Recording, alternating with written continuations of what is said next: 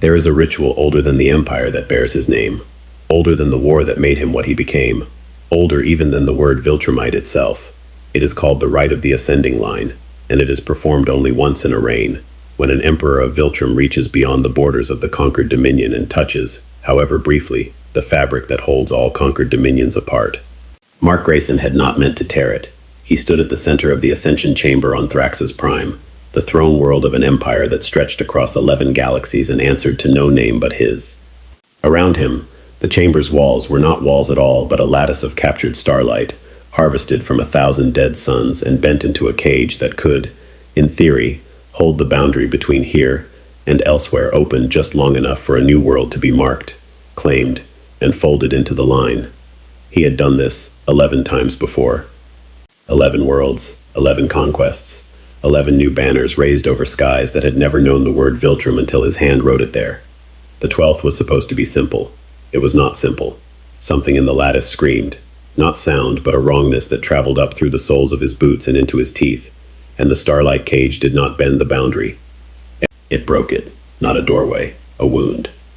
And Mark Grayson, Emperor of Viltrum, conqueror of 11 galaxies, last true heir of a bloodline that had never once been defeated in open war, was pulled through it the way a man is pulled through a shattering window, instantly, violently, and with no say in the matter at all. He did not fall so much as arrive, hard, into a sky he did not recognize, over a city he had never seen, in a galaxy that did not know his name. Coruscant's orbital defense network logged the anomaly 400 kilometers above the Ecumenopolis at 3047 standard ship time. It did not log an arrival.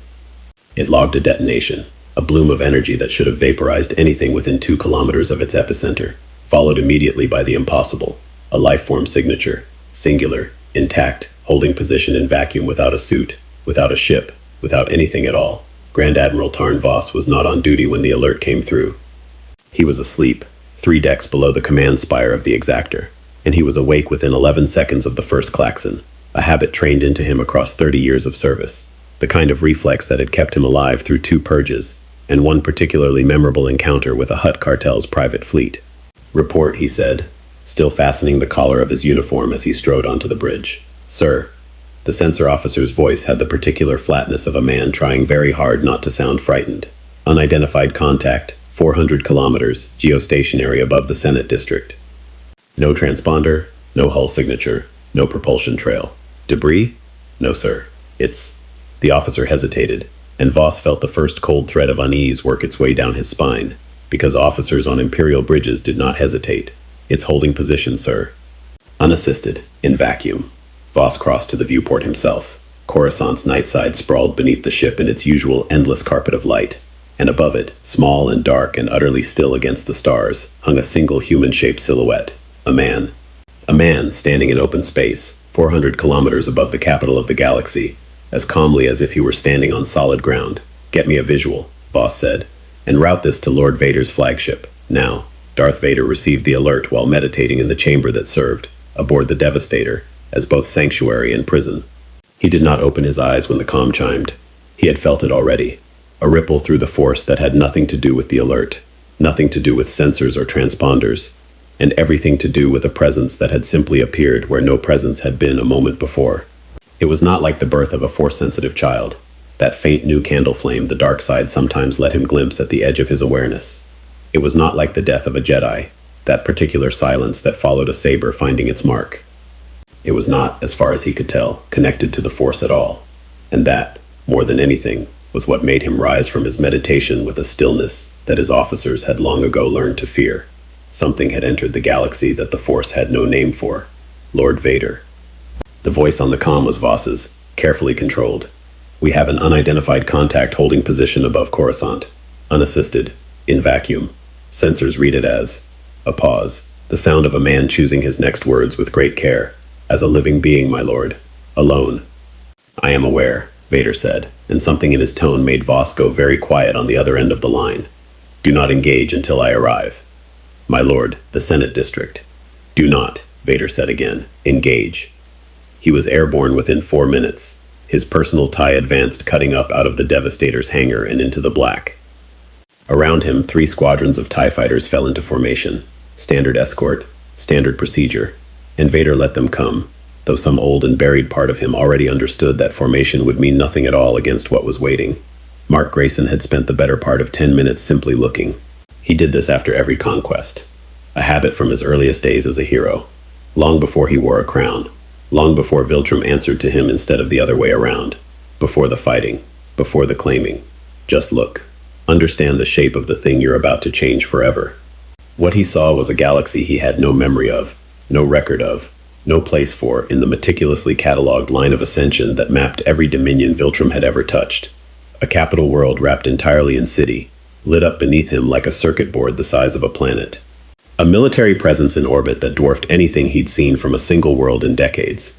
Dozens of capital ships, kilometers long, bristling with the unmistakable architecture of a species that had turned war into industry. And beneath all of it, something else. A texture in the air. Not air, there was no air this high, but a texture in reality itself that reminded him, uncomfortably, of the worst nights of his youth, of a particular kind of cold that lived in some men's eyes. He'd felt it before, in tyrants he'd deposed and men he'd killed with his own hands. He felt an entire world's worth of it now, radiating up at him from the black spire city below like heat off a furnace. Something down there liked what fear could do to people, liked it enough to build an empire on it.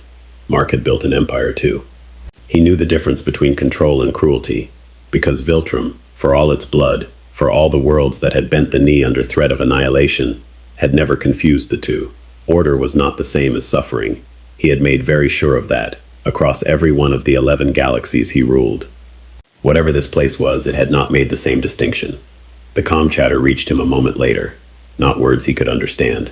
Some unfamiliar tongue crackling across a frequency his own translator implant, a relic of Viltrumite bioengineering, took only seconds to parse. Unidentified contact. Hold position. Await Lord Vader's arrival. Lord Vader. A title. Someone's title, spoken with the particular flatness of men who were afraid of the person it belonged to. Mark almost smiled. He knew that flatness. He'd heard it from his own officers, back when he first took the Viltrumite throne, and half the Empire still didn't believe a man who'd once fought for Earth could rule the way his father had. Let's see what you've got then, he thought, and did not move from where he hung above the city, waiting. Vader's TIE advance broke atmosphere 14 minutes later, the 3 escort squadrons fanning wide around him in the practiced diamond formation that had ended 1,000 rebellions before they began. Below and ahead, exactly where the reports had placed him, the figure still hung in open vacuum, unmoving, unarmored as far as any sensor could tell, arms loose at his sides. Vader opened a channel. Identify yourself. The reply came not over command, but through the Force itself. An impression, sharp and strange, of a mind assessing him back with exactly the same clinical distance Vader was extending. It was not a Jedi's mind. It carried none of the diffuse, meditative calm the old order had cultivated, none of the reaching tendrils of a Force user testing the edges of a threat. It was simply there, closed and solid as a door, and behind that door Vader sensed, not power exactly, though there was power, an ocean of it, but certainty. The bone-deep, unshakable certainty of a man who had never once needed to wonder whether he would win a fight. You're not the first Empire to ask me that, the figure said aloud, and the voice carried clearly across the vacuum in a way that should have been physically impossible, right before you decided I was a problem. Identify yourself, Vader said again, or be destroyed. Mark, the figure said. Mark Grayson, Emperor of Viltrum. A pause, and something in the set of his shoulders shifted. Not aggression, but a kind of weary readiness, the posture of a man who had done this exact dance too many times to count. And you're about to make a mistake. Vader did not ask what mistake. He gave the order instead, clipped and absolute across the squadron channel. Fire.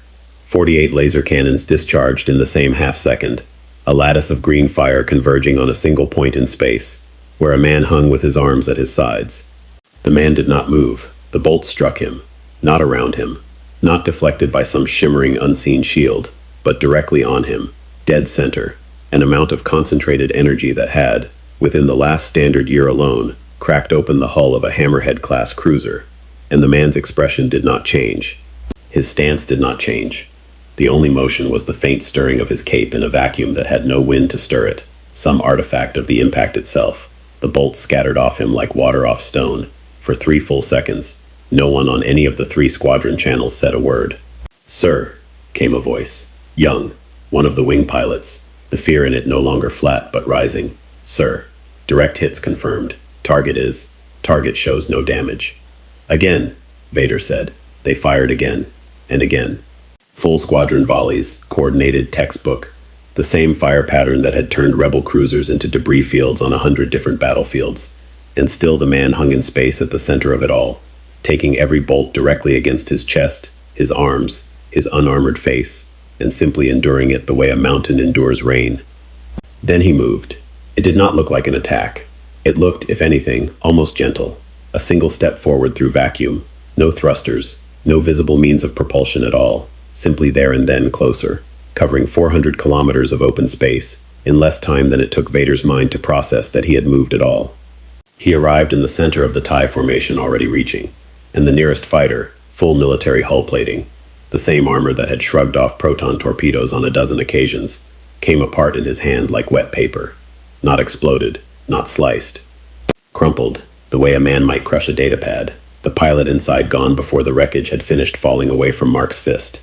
2 more fighters died the same way in the next 4 seconds, and Vader understood, with the particular cold clarity that had carried him through every battle of his life, that this was not a fight his squadrons could win.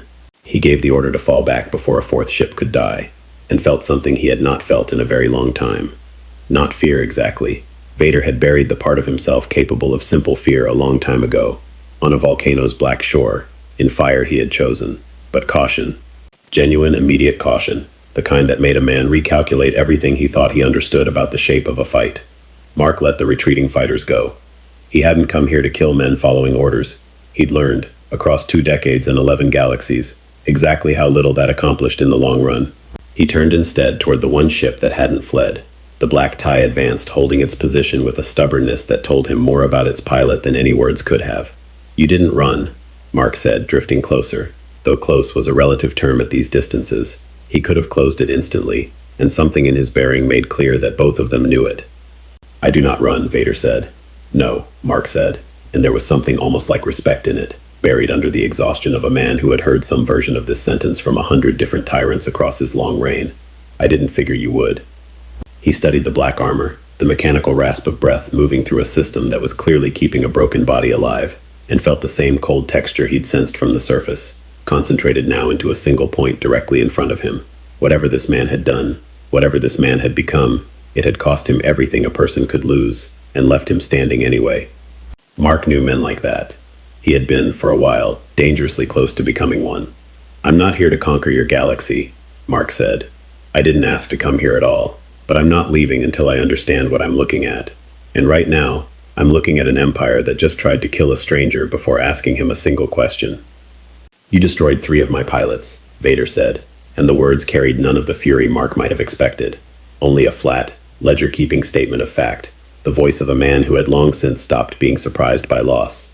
You ordered 48 cannons to open fire on someone who hadn't raised a hand, Mark said. I'm not the one who started keeping score first. Silence stretched between them, vast and airless. 2 vacuum-bound figures suspended above a burning bright capital that had no idea, yet, how thoroughly its assumptions about the galaxy's ceiling were about to be rewritten. You will come with me, Vader said finally, to face judgment before the Emperor. Mark almost laughed, the first genuinely amused thing he'd felt since the lattice broke and the sky tore open beneath him. I've met a few emperors, he said. Being one of the better ones tends to make you unimpressed by the competition. He paused, and something settled in his expression, old and tired and entirely without malice. But sure, take me to him. I'd like to see exactly what I'm dealing with, before I decide what happens to it. He fell into formation beside the TIE Advanced without being asked, matching its course toward Coruscant's surface with the easy, unhurried confidence of a man who had never once, in his very long life, needed to worry about being led somewhere he couldn't leave. Behind them, in the wreckage of 3 fighters and the shaken nerve of an entire orbital garrison, the first reports were already climbing the chain of command toward a throne room that had not, in 19 years of absolute galactic rule, ever received news it did not already expect. That was about to change. The Imperial Palace had once been the seat of the Republic, a fact that Sheev Palpatine found, even after 19 years, quietly delicious every time he sat upon the throne that had replaced the Chancellor's dais. Where senators had once debated in circles that led nowhere, he now issued edicts that reshaped star systems in an afternoon. Where the old Jedi Temple had stood a bare few kilometers distant, there was now a smoking scar of foundation stone that he passed, from time to time, purely for the pleasure of remembering what he had built on top of its grave. He received Vader's report in his private audience chamber, dismissing the attending guards with a flick of 2 fingers before the holoprojection had even finished resolving. A being, Palpatine said slowly, turning the word over like a man tasting an unfamiliar wine, who withstood 48-point defense cannons, who crossed 400 kilometers of open space without propulsion, who destroyed 3 TIE fighters with his bare hands. Yes, Master. Vader's voice, even filtered through the vocoder, carried a note Palpatine had not heard from his apprentice in a very long time. Not fear. Vader did not permit himself fear, but something adjacent to it. Caution. Worn like a second skin. He is not of the Force. I searched for it the entire flight down. There is nothing there. No light, no dark. Nothing at all. And yet he moves as though the Force itself obeys him. Palpatine steepled his fingers, the ancient scarring of his face catching gold in the chamber's low light. In 19 years of rule, he had faced down failed Jedi, planetary insurgencies, the last gasping remnants of separatist warlords, and a Death Star's worth of internal treachery from ambitious admirals who thought his age made him soft. He had never once faced something his considerable foresight had not, in some fashion, already anticipated. He found, turning the problem over, that he did not entirely dislike the novelty. Bring him to me, Palpatine said. Under guard, of course, though I suspect the guard is a formality neither of us believes in. A thin smile. Let us see what a being who fears no canon thinks of an emperor who fears nothing at all. Mark walked into the throne room flanked by 6 royal guardsmen in crimson armor, their force pikes held at rigid attention, and understood within 4 steps that the guards were entirely decorative, a fact that seemed to trouble Vader, walking a half pace behind him, rather more than it troubled Mark himself. The chamber was enormous, built on a scale that Mark recognized immediately, because he'd built rooms like it himself. Not for practicality, for message. A throne set high on a black dais, reachable only by a long processional walk designed to make every visitor feel smaller with each step. Windows that looked out over an ecumenopolis of 100 billion souls so that a man sitting on that throne could, if he wished, remind himself daily of the sheer number of lives that answered to his word alone. Mark had a room almost exactly like this one, back on Thrax's prime. He'd built it during his 2nd decade of rule, after he stopped pretending that Viltrum's subjects needed to see him as approachable rather than absolute. It was, he'd come to understand, one of the few honest compromises available to a man who ruled by strength. You could be feared and fair, or you could be beloved and eventually dead. He had chosen, deliberately, painfully, to be feared and fair. The man on this throne, Mark suspected within moments of the door's opening, had made a different choice. Emperor Mark Grayson, Palpatine said, before Mark had said a single word, and something in the way he said it, turning the title over, testing its weight, told Mark this man had done his research fast, likely pulling every scrap of the encounter reports en route. Ruler, my apprentice tells me, of 11 galaxies. 12, as of about 3 hours ago, Mark said, though I didn't exactly plan the 12th. No, Palpatine agreed. I imagine you did not. The old man's yellowed eyes studied him with an intensity that reminded Mark, uncomfortably, of exactly one other person he'd ever met. A stare that catalogued, that filed away weaknesses for later use, that had long since stopped seeing other beings as anything but pieces on a board. Tell me, Emperor. In 12 galaxies of subjects, how many have risen against you? A few, Mark said honestly. Early on, mostly. Before word got around about what happens when they do. And what does happen. I don't waste a whole world to make a point, Mark said. I never have. You lose the world, but you lose the reason you wanted it to. I put down the uprising. I remove the people responsible, and everyone else keeps their lives, their homes, their language, their gods. Order costs something. It shouldn't cost everything. He paused, and let his gaze travel, deliberately, past the throne to the window and the sprawling city beyond it. I get the feeling that's not how it works here. Something flickered behind Palpatine's ancient eyes. Not offense, Mark noted, but genuine, clinical interest. The reaction of a man encountering an argument he found novel rather than threatening. You speak of costs as though a galaxy's obedience is a transaction to be haggled. How very provincial. The Emperor's thin lips curled. Fear is not a cost, Emperor Grayson. Fear is the foundation. Remove it, and you will find your 12 galaxies remember, within a generation, that they never truly needed you at all. They don't need me, Mark said. That's the whole point. I make sure they don't need to be afraid of anything but me, and then I make sure I'm not something worth being afraid of, as long as they don't cross certain lines. He shook his head slowly. You built something different. I felt it from orbit before I even saw your face. An entire planet full of people who've forgotten what it's like not to flinch. You felt it, Palpatine repeated. And for the first time, something sharper moved beneath the parchment-thin calm of his expression. From orbit. I've conquered a lot of worlds, Mark said quietly. You learn to recognize the ones that are actually broken versus the ones that are just obedient. This one's broken. I don't think you even see the difference anymore. I think you stopped being able to a long time ago. The silence that followed had weight to it, a held breath shared by every guard in the room, by Vader standing rigid near the base of the dais, by the ancient man on his throne whose fingers had gone very still against the armrests. You come into my throne room, Palpatine said at last, his voice dropping into a register that Vader, standing nearby, recognized with a species of dread he rarely permitted himself to acknowledge. Uninvited, unannounced, having killed 3 of my pilots before a single word passed between us. And you presume to lecture me on the nature of rule? I'm not lecturing, Mark said. I'm telling you what I see, because you asked me a direct question, and I don't see the point in being anything but honest with you. You're going to find out anyway. I'm not subtle, and I'm not going to pretend to be something I'm not, just to keep you comfortable on that throne. And what, Palpatine said, very softly, do you intend to do about what you see? Mark considered the question seriously, turned it over the way he'd learned to turn over every serious question, in the 2 decades since he first understood what it meant to hold power over other people's lives.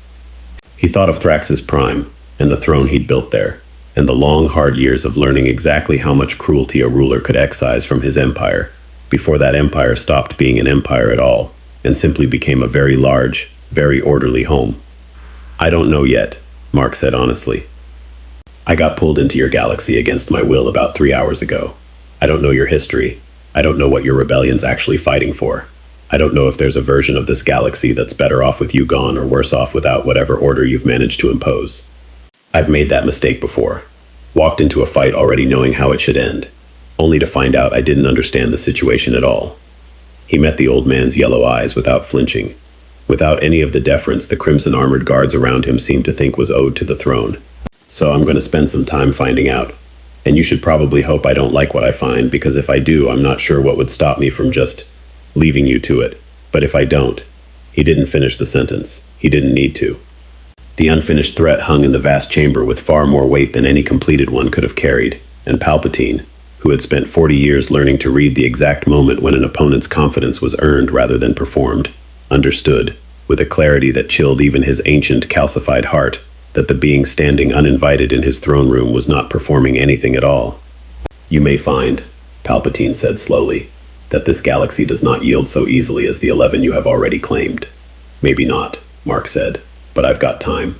I've got a lot of time, and in my experience, galaxies that don't yield easily usually just mean the people running them haven't met somebody who actually cares about getting it right yet. He turned then, without waiting to be dismissed, a breach of protocol so total that 2 of the royal guardsmen actually took a half-step forward before some older, wiser instinct made them stop, and looked instead at Vader, standing silent and watchful at the base of the dais. You, Mark said, you didn't run, up there, and you didn't try to lie to me just now either, when your Emperor asked you what I was. I respect that. He paused. I'd like to see more of this galaxy before I decide anything. Are you going to stop me, or show me?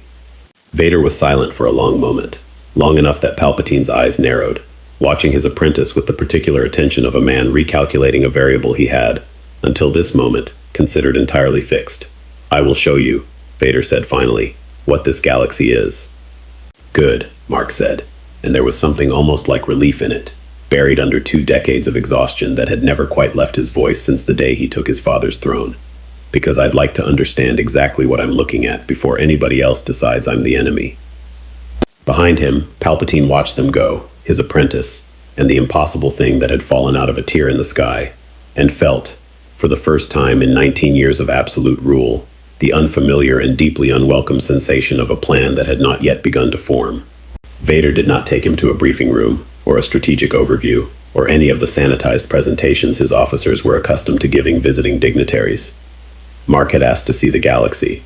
Vader, in a decision that would have startled anyone who thought they understood him, chose to show him exactly that, starting with the place every Imperial officer was trained never to mention in polite company. The shuttle set down on Lothal 7 hours later, in a district of Capital City that the Empire's own promotional hollows never showed. Cramped tenement blocks stacked 6 stories high, laundry lines strung between buildings that hadn't seen a maintenance crew in a decade, the omnipresent hum of an Imperial garrison station 3 streets over broadcasting a curfew reminder on a 2-minute loop. "Why here?" Mark asked, stepping off the shuttle's ramp into air that smelled of engine exhaust and distant grain fields. "You said you wished to see the difference," Vader said, "between obedient and broken. I have found, in 19 years of service, that officers show visitors the capital and the fleet. They rarely show them this." Mark walked the length of the block in silence, and Vader walked beside him, and neither man spoke while a patrol of white-armored troopers moved past them without a second glance. Because whatever alert had gone out about the morning's incident, it clearly hadn't included a description that matched a man in a dark cape walking calmly beside Darth Vader himself. An old woman sat on a doorstep, mending a piece of clothing by the light of a failing street lamp.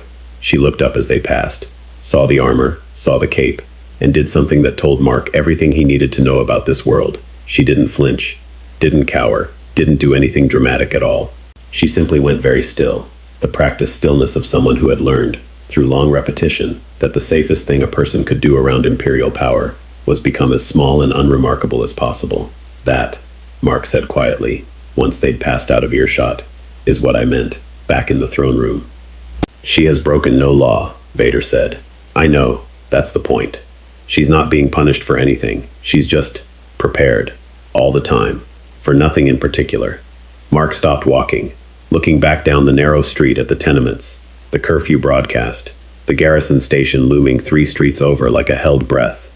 "On Thrax's Prime, I've got street corners just like this one.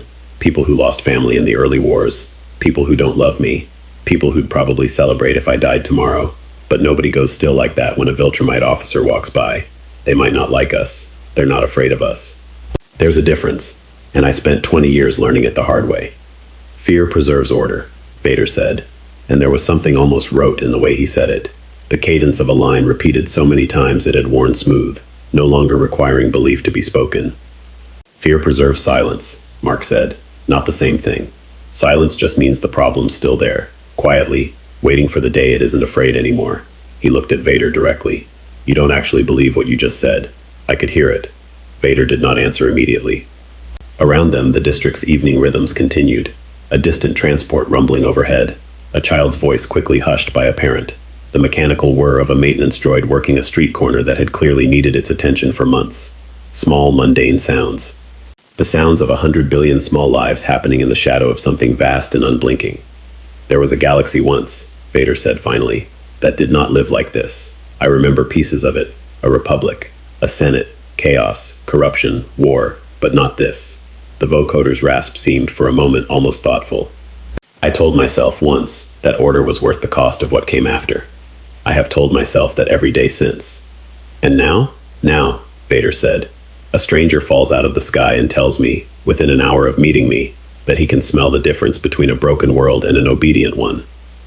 And I find that I cannot tell him he is wrong." They stood together in silence for a long moment. 2 men who ruled, or served, empires built on very different foundations, watching an old woman on a doorstep go back, slowly, to her mending once she judged the danger past. The next stop was not Vader's choice. It was Mark's, a request made quietly, almost carefully, once the shuttle was airborne again. "Show me somewhere that's fighting back. I want to see both sides before I decide anything." Vader's hesitation was longer this time. "That would require entering territory the Empire does not control." "I got the feeling," Mark said, "that wasn't really a limitation for you." It took 2 days of travel, jumps through hyperspace lanes Mark had never heard of, past star systems with names in a language he was only beginning to parse through his translator implant, to reach the outer edge of what Vader's charts labeled, with characteristic Imperial bluntness, rebel sympathetic territory, unsecured. They made planetfall on a moon called Yavin 4, its jungles thick and ancient, and Vader did something that told Mark, more clearly than any words could have, exactly how far outside his own protocols this entire excursion had already traveled. He ordered his shuttle to hold position in orbit, and went down to the surface with no escort at all. "They will kill me on sight if given the chance," Vader said, as the jungle canopy closed overhead. "That has not stopped being true simply because I have chosen, today, to see what this stranger insists on seeing." "I won't let that happen," Mark said. Not because I've decided you're right about anything. Just because I don't think either of us learns much from you dying in a jungle before I've even finished asking my questions. They found the rebel outpost by the simple expedient of Mark's enhanced senses picking up the low hum of a hidden power generator half a kilometer before any sentry could have spotted them. And it was there, at the edge of a camouflaged perimeter fence, that Commander Lyra Tessic nearly put a blaster bolt through Darth Vader's skull before anything resembling a conversation could occur. "Stand down," Mark said, stepping in front of Vader with the easy, unhurried confidence of a man who had already absorbed 48 cannon blasts that morning and found the experience mildly tedious. "He's not here to fight, neither am I." Tessic did not lower her weapon. Behind her, 6 more rebel troopers emerged from the tree line, weapons raised, and Mark noted with genuine approval the discipline of it. No panic, no wasted motion. A unit that had clearly drilled for exactly this kind of encounter, more times than any of them would have liked. "You brought Vader," Tessic said, "into a rebel staging ground. Give me one reason I shouldn't open fire right now. Because I asked him to show me what this fight actually looks like, from both sides, before I decide whether it's any of my business," Mark said. "And because if you open fire, I'm the one standing between you and him, and I don't think you'll like how that goes for your unit." It was not a threat. Mark made sure of that. Kept his voice level, kept his hands visible and empty, let the words land as exactly what they were. A plain statement of fact from a man entirely unconcerned about the outcome of a fight that hadn't happened yet, and, if he had anything to say about it, wasn't going to. Tessic studied him for a long moment. The strange, unfamiliar insignia at his chest, the total absence of fear in a man standing 3 meters from Darth Vader without so much as a weapon drawn, and made the calculation that had kept her alive through 4 years of increasingly desperate resistance work. When the variables didn't make sense, gather more information before you commit to a decision you can't undo. "Talk," she said, fast. "And if he moves wrong," she didn't finish the sentence, didn't need to. "He won't," Mark said, "and neither will I. I just want to understand what you're fighting for. That's all this is." What followed was not a battle. It was, Mark would reflect later, something considerably rarer and considerably more valuable. An hour spent in a cramped command tent, listening to a rebel commander explain, haltingly at first, then with the gathering momentum of someone who had rarely been given the chance to make this case to anyone who might actually hold the power to matter, exactly what 19 years under the Empire's boot had cost the galaxy. Vader said almost nothing throughout. He stood near the tent's entrance, armor black and silent against the jungle dark, and listened to a woman describe the destruction of her homeworld's ecosystem for the sake of a mining quota, the disappearance of her brother into an imperial labor camp from which no one had ever returned, the particular grief of raising a daughter who had never once, in her entire life, known what it felt like not to be afraid of the sky. Mark listened to all of it without interrupting, the way he'd learned to listen 20 years ago, when he was young enough to still believe that every conflict had a simple answer if you just found the right piece of information. He knew better now. But he still believed, stubbornly, unshakably, that the right information mattered more than anything else when you were about to decide the fate of people who couldn't decide it for themselves. "I don't know yet what I'm going to do," Mark said, when Tessic finally ran out of words. "I want to be honest with you about that because I think you've earned honesty more than most people I've met today. But I know what I saw in that throne room, and I know what I felt in that tenement district, and I know what I'm hearing from you right now, and none of it looks like something I can just walk away from and pretend I never saw." "And if you decide the Empire's worth saving?" Tessic asked, and there was no fear in the question, only the flat, exhausted challenge of someone who had long since run out of patience for powerful men making promises. "If you decide Order's worth more than what it costs us." "Then you'll have my honest answer," Mark said. "Not a comfortable one, just an honest one. That's the only thing I've got to offer anybody in this galaxy right now. I'm not going to pretend to be your savior before I've earned the right to that word." He stood, ducking slightly beneath the tent's low canvas ceiling. "But I'll tell you this much, for whatever it's worth. I've spent 20 years building something that doesn't require a girl to grow up afraid of her own sky. I know it's possible. I just don't know yet if it's possible here, or what it would cost to make it true." He left the tent with Vader a few minutes later, the jungle night pressing close and humid around them, and neither man spoke again until the shuttle had lifted clear of the canopy, and Yavin 4 had shrunk to a green smear against the void. "You did not tell her what she wanted to hear," Vader observed.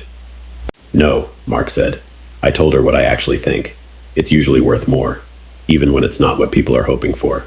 He was quiet for a moment, watching the jungle moon recede through the viewport. "You've been quiet since we landed. What are you thinking?" "I am thinking," Vader said after a long pause, "that I have not asked myself these questions in a very long time, and I am wondering whether that is because I no longer needed to ask them, or because I made very certain, a long time ago, that I never would again." Neither man had an answer for that. The shuttle carried them back toward Imperial space in silence, and somewhere behind them, in a jungle command tent, a woman who had nearly opened fire on Darth Vader sat alone with the first genuine flicker of something she had not permitted herself to feel in years, the terrible, fragile shape of hope. Ahead of them, unseen and already grinding into motion, Emperor Palpatine's own calculations had reached a very different conclusion, and across a dozen secure channels, orders were already moving that would ensure Emperor Mark Grayson never got the chance to make his decision on his own terms at all. Grand Admiral Tarn Vos had served the Empire for 30 years, and in that time he had learned exactly one lesson above all others. When the Emperor summoned you personally, in the dead of ship's night, through a channel routed around every normal chain of command, you did not ask questions. You listened, you nodded, and you executed. Grand Admiral, Palpatine's holographic image flickered faintly blue in the dim of Vos's private quarters aboard the Exactor. You witnessed the events above Coruscant firsthand. I did, my Emperor. Then you understand what we are dealing with is not a diplomatic matter. It is a containment matter. The old man's projected eyes seemed to catch some light that wasn't there in the transmission itself. Lord Vader has become compromised, sympathetic. He has taken our guest on a tour of the galaxy's grievances, as though a man who conquers on principle requires convincing that our empire has enemies worth having. Vos said nothing. It was not his place to comment on Lord Vader. I require, Palpatine continued, a solution that does not depend on my apprentice's continued loyalty. You have access, Grand Admiral, to Project Cindershard. Vos went very still. Project Cindershard was not a name spoken aloud, even among the small handful of officers cleared to know it existed. A Sith alchemical weapon, older than the Empire itself, recovered from a Naga Sato tomb world 8 years prior, and held in reserve for a threat significant enough to justify its use. A weapon designed for exactly one purpose: to sever a target, however powerful, from whatever force sustained their abilities. My Emperor, Vos said carefully, Cindershard has never been tested against a subject of this magnitude. Then today, Palpatine said, we shall discover its limits, or discover that this galaxy's newest visitor has fewer of his own than he believes. Deploy it, quietly. I want no records that connect this to my office, and no survivors among the deployment team who might later prove talkative. The channel closed. Vos remained alone in the dark of his quarters for a long moment, turning the order over in the particular way that 30 years of service had trained him to turn over orders that troubled him, not questioning whether to obey, only calculating how to obey with the fewest complications. He had seen, with his own eyes, 3 TIE fighters crushed like paper in the hands of the being now touring rebel encampments alongside Darth Vader. He did not know what Project Cindershard was capable of. He suspected, with the cold clarity of a career officer who had survived by never underestimating an unknown variable, that he was about to find out whether it was capable of enough. Mark felt the ambush before he saw it, a texture in the force-adjacent hum his enhanced senses had slowly learned to pick out from ordinary background noise, the way he'd once learned to sense an incoming attack a half-second before it arrived, back on Earth, back when the stakes had only ever been one city at a time. They were 3 hours out from Coruscant space, aboard Vader's shuttle, when the first alarm chimed.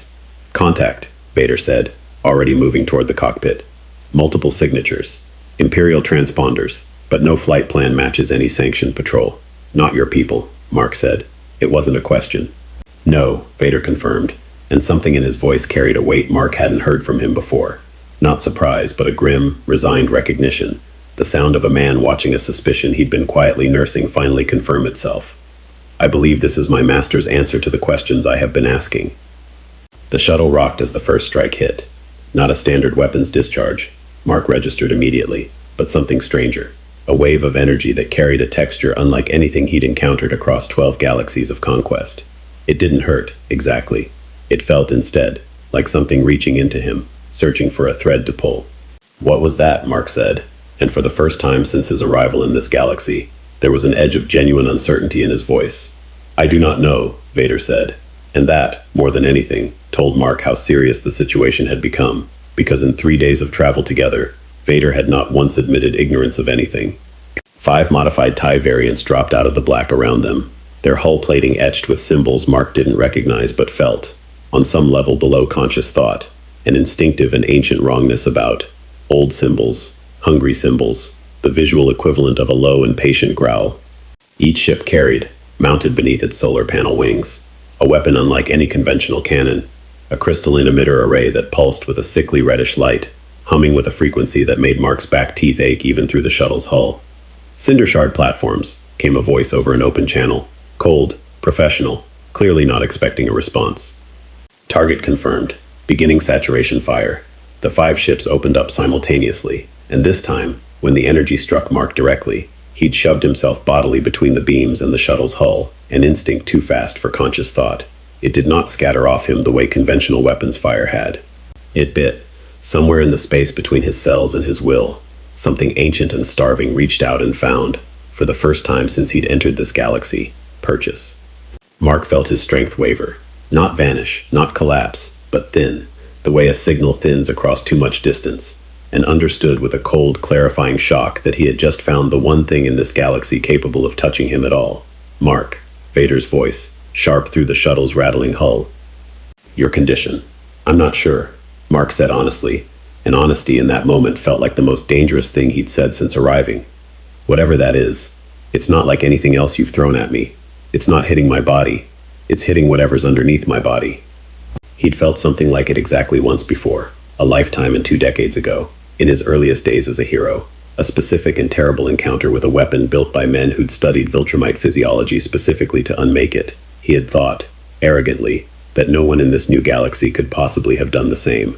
He understood now, watching 5 modified fighters bank into a second firing pass, exactly how wrong that assumption had been.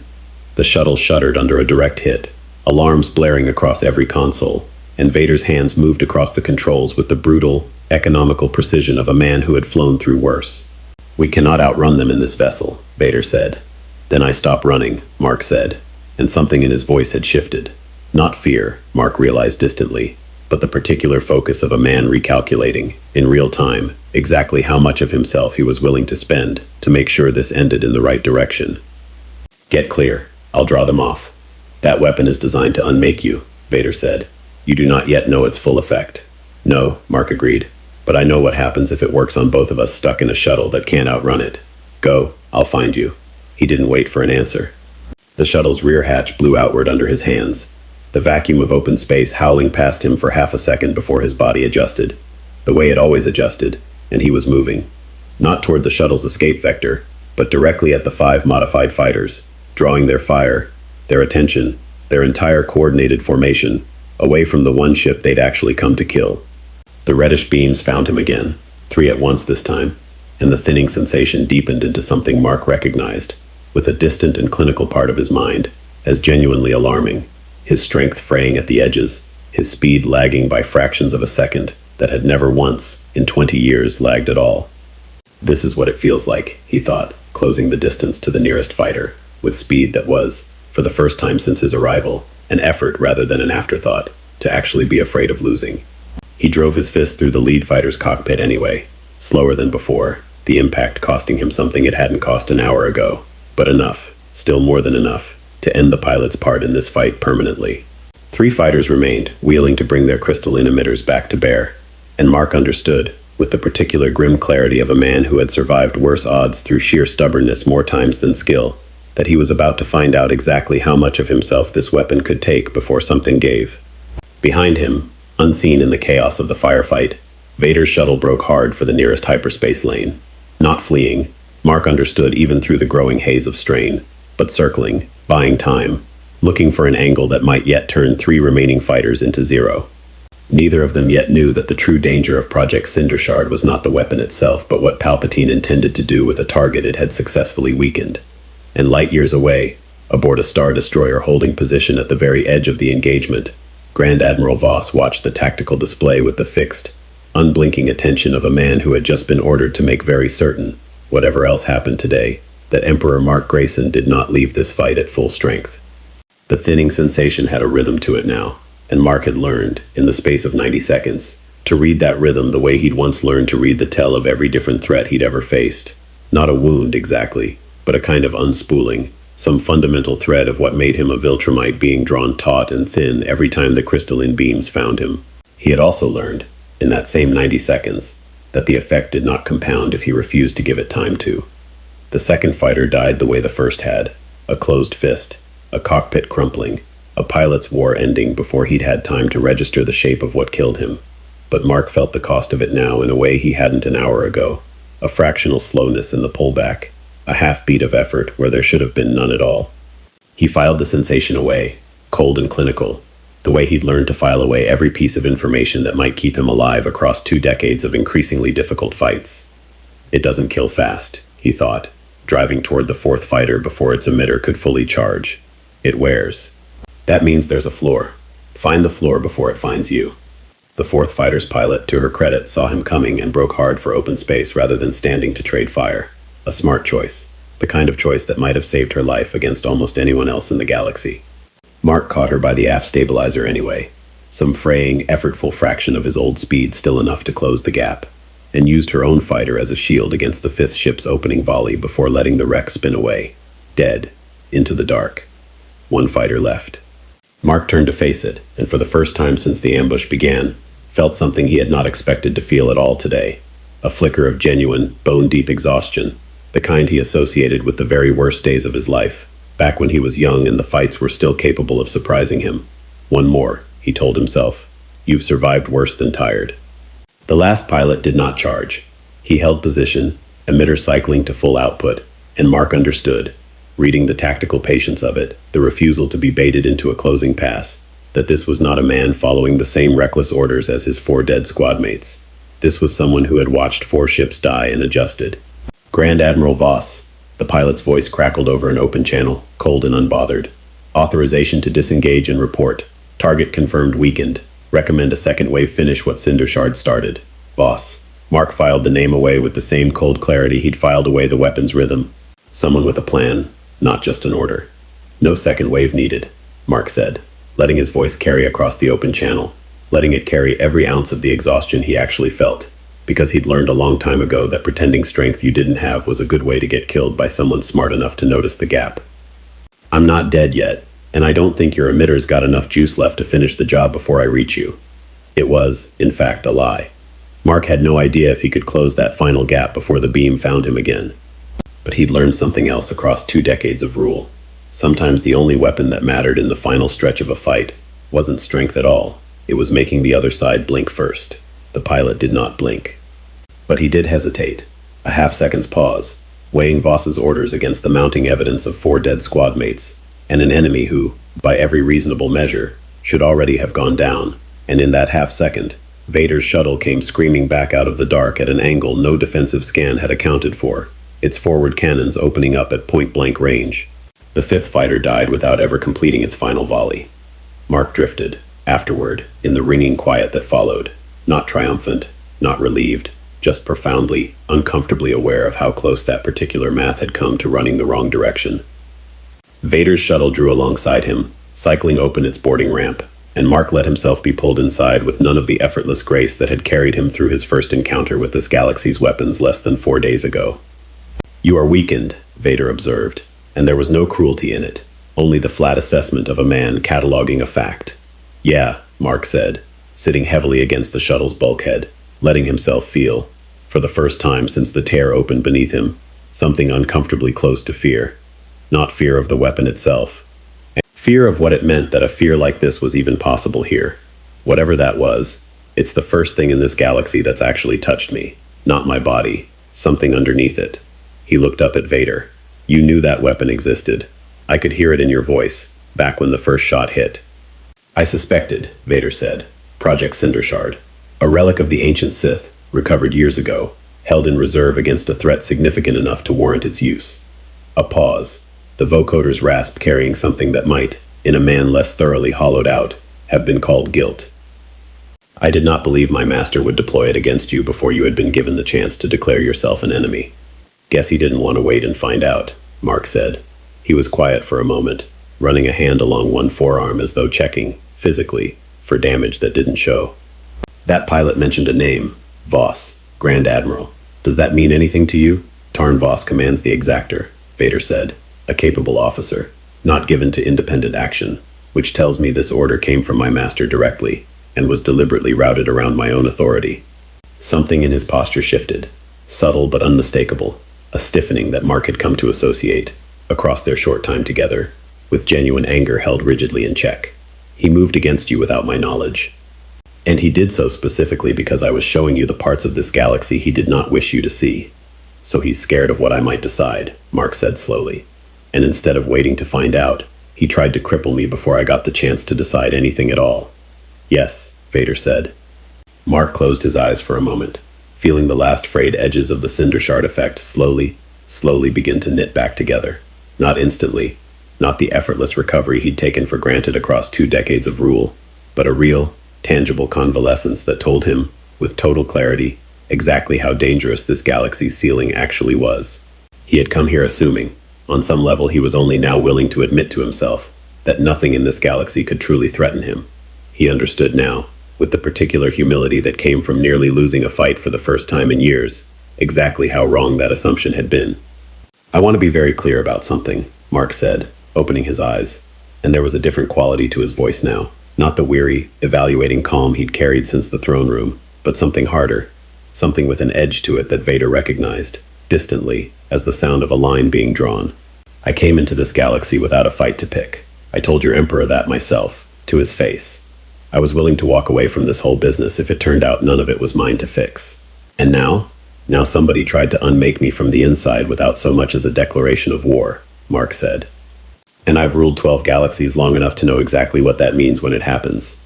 It means the man who ordered it already decided I was a threat worth killing, and he was never going to give me the chance to prove otherwise. He looked out through the shuttle's viewport, at the drifting wreckage of 5 fighters, and the dark expanse of a galaxy that had just, in the space of one violent afternoon, stopped being a curiosity and started being a problem. I don't pick fights I don't have to, but I finish the ones that get picked for me. Every single time. Vader said nothing for a long moment, guiding the shuttle back toward open space, away from the wreckage and the cold, patient silence of Grand Admiral Voss's distant flagship. My master, Vader said finally, will not stop at one attempt. I know, Mark said. I'm counting on it, actually. He met Vader's optical sensors directly, and there was something in his expression now that carried the full weight of every world he'd ever conquered, every uprising he'd ever put down, every hard lesson 2 decades of absolute rule had carved into him. Because the next time he comes at me, I'm not going to be the one caught by surprise. And I want to understand exactly how deep this empire's teeth go before I decide how much of it needs to come out.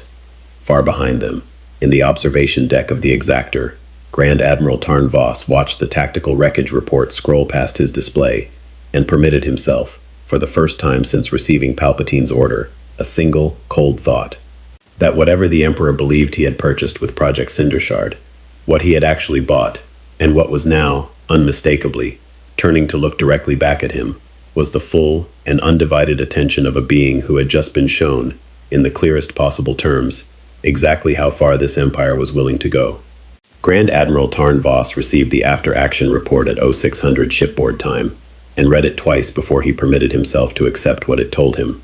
5 fighters lost, 5 pilots dead, Project Cindershard's crystalline emitters expended without producing a kill, and the target, weakened, by his own scans, by a margin he still couldn't quite believe was real, recovered and, according to the last confirmed sighting, still traveling in Lord Vader's own shuttle. He had failed to kill Emperor Mark Grayson. Worse, in 30 years of service, Voss had learned that failure alone rarely ended a career. It was what failure revealed that mattered, and this failure had revealed, in the clearest possible terms, that his Emperor's secret weapon had a floor, and that the man wielding that floor against them now knew both the weapon's existence and the name of the officer who'd deployed it. He composed his report to Palpatine with the particular, careful precision of a man choosing every word as though his life depended on it, because it very likely did. My Emperor, the report began, Cindershard produced measurable effect. The subject was weakened, but not incapacitated, and the deployment squadron was lost in its entirety. I recommend against a second attempt using the same methodology. The subject has now identified both the weapon's signature and my own name. Further unilateral action risks provoking a response we are not prepared to survive. He hesitated for a long moment before adding the final line, aware that it bordered on insubordination, aware also that 30 years of survival instinct were screaming at him to include it anyway.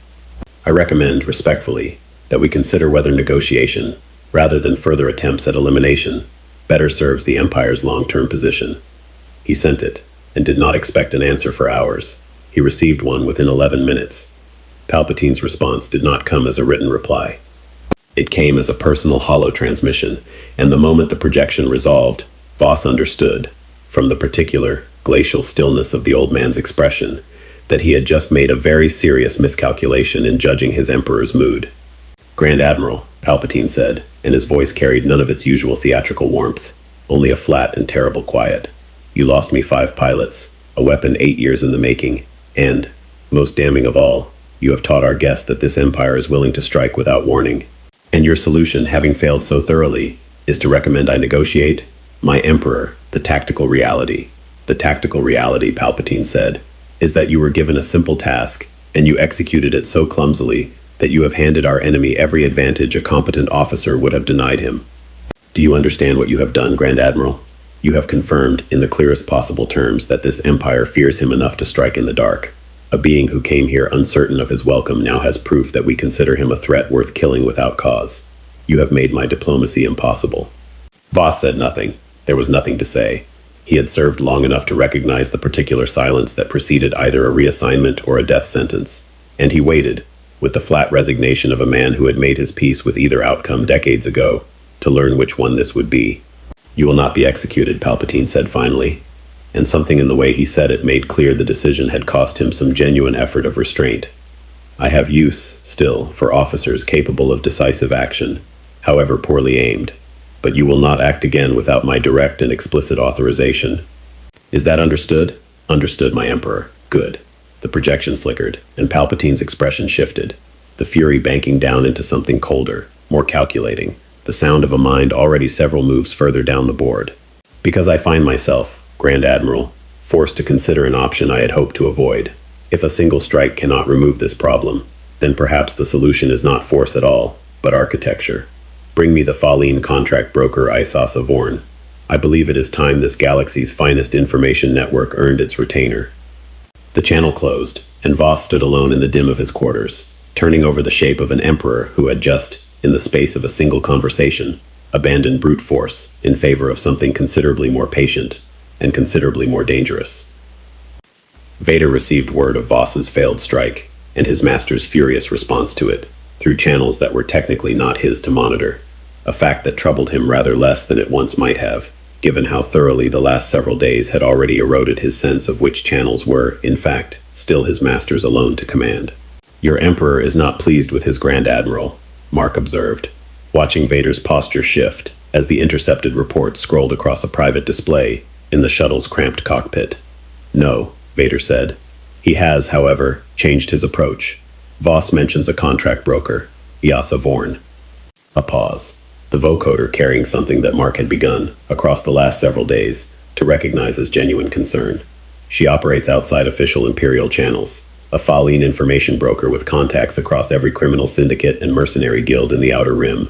If my master intends to employ her, he is no longer seeking to kill you outright. Then what is he seeking? Leverage," Vader said. "A weapon he can point at something you value, rather than at you directly. My master has learned, in one failed strike, that force alone will not answer the problem you represent. He will now attempt to find what does." Mark absorbed that in silence, feeling the particular, familiar weight of a threat that had just become both more patient and more dangerous.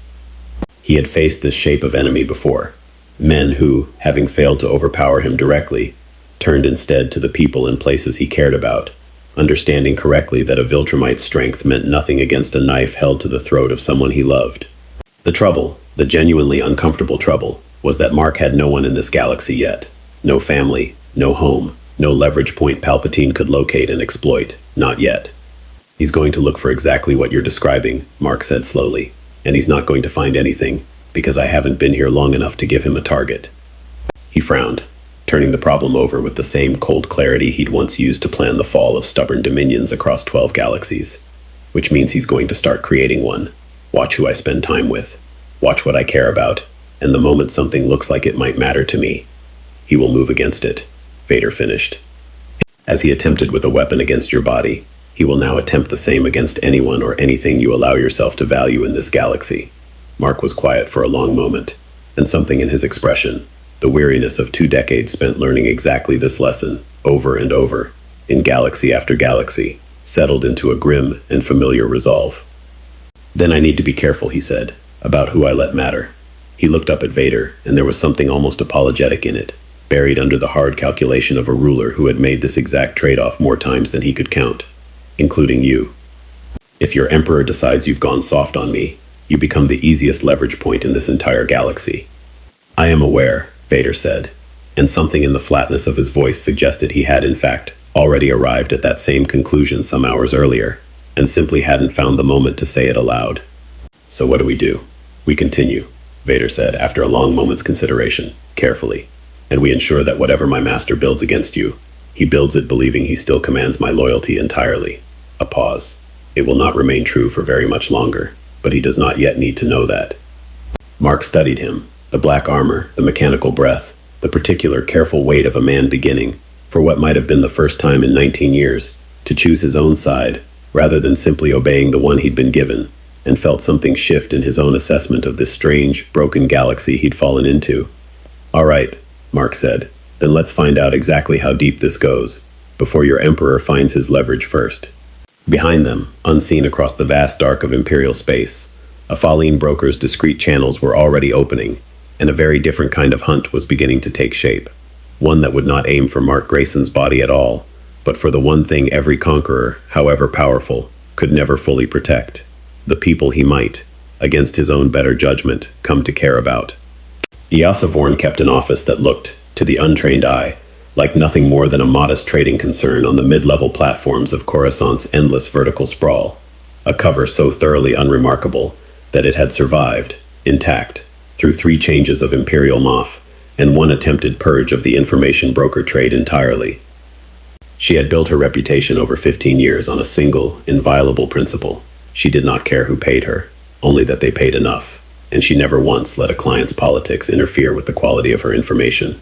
She received Emperor Palpatine's summons through a back channel reserved for exactly 3 clients in the entire galaxy, and understood, within the first 30 seconds of the encrypted transmission, that this contract would be worth more than the previous 10 combined. You wish me to locate, Vorn said, her voice carrying the low, sibilant precision of her species. Anything and anyone this being has attached himself to, in 4 days, in a galaxy he has never before set foot in.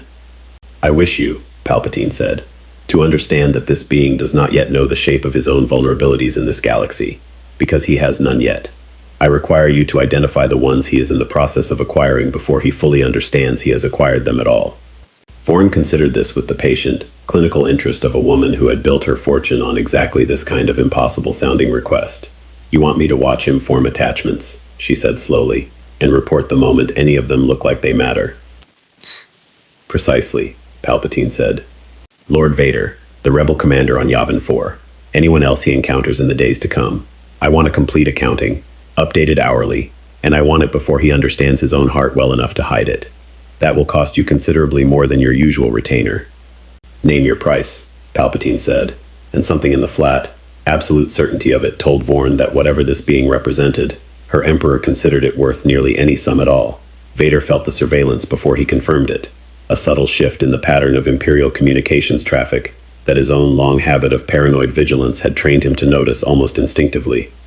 Comm relays that should have carried routine fleet chatter instead carried unusual density around specific frequencies. His own shuttle's transponder, cross-referenced against docking logs on 3 different worlds, cross-referenced again against a partial flight manifest from Yavin sector that should have been sealed under maximum classification. Someone is building a profile, Vader said, 4 days after the failed Cindershard strike, as their shuttle held position in a quiet orbital lane above a mid-rim agricultural world neither of them had any particular reason to visit except that Mark had wanted, simply, a place to think without the weight of a throne room or a rebel command tent pressing down on the conversation. My movements, yours, the rebel commander you spoke with on Yavin 4. Vorn, Mark said. It wasn't a question. Almost certainly. Mark was quiet for a long moment, watching the slow rotation of the agricultural world below them, endless fields of blue-green grain rippling in a wind he couldn't feel from orbit. He had spent the last 4 days doing exactly what he'd told Vader he intended to do, learning the shape of this galaxy's grievances, its factions, its long and complicated history, and in that time, without quite meaning to, he had begun to care about several of the things he'd found. Tessik's daughter, who had never known a sky she didn't fear. The old woman on Lothal, mending clothes by a failing street lamp, gone still and small at the sight of armor. Vader himself, in some strange and complicated way Mark hadn't fully worked out yet. A man buried alive inside his own armor, beginning, however haltingly, to ask himself questions he'd clearly spent 19 years avoiding.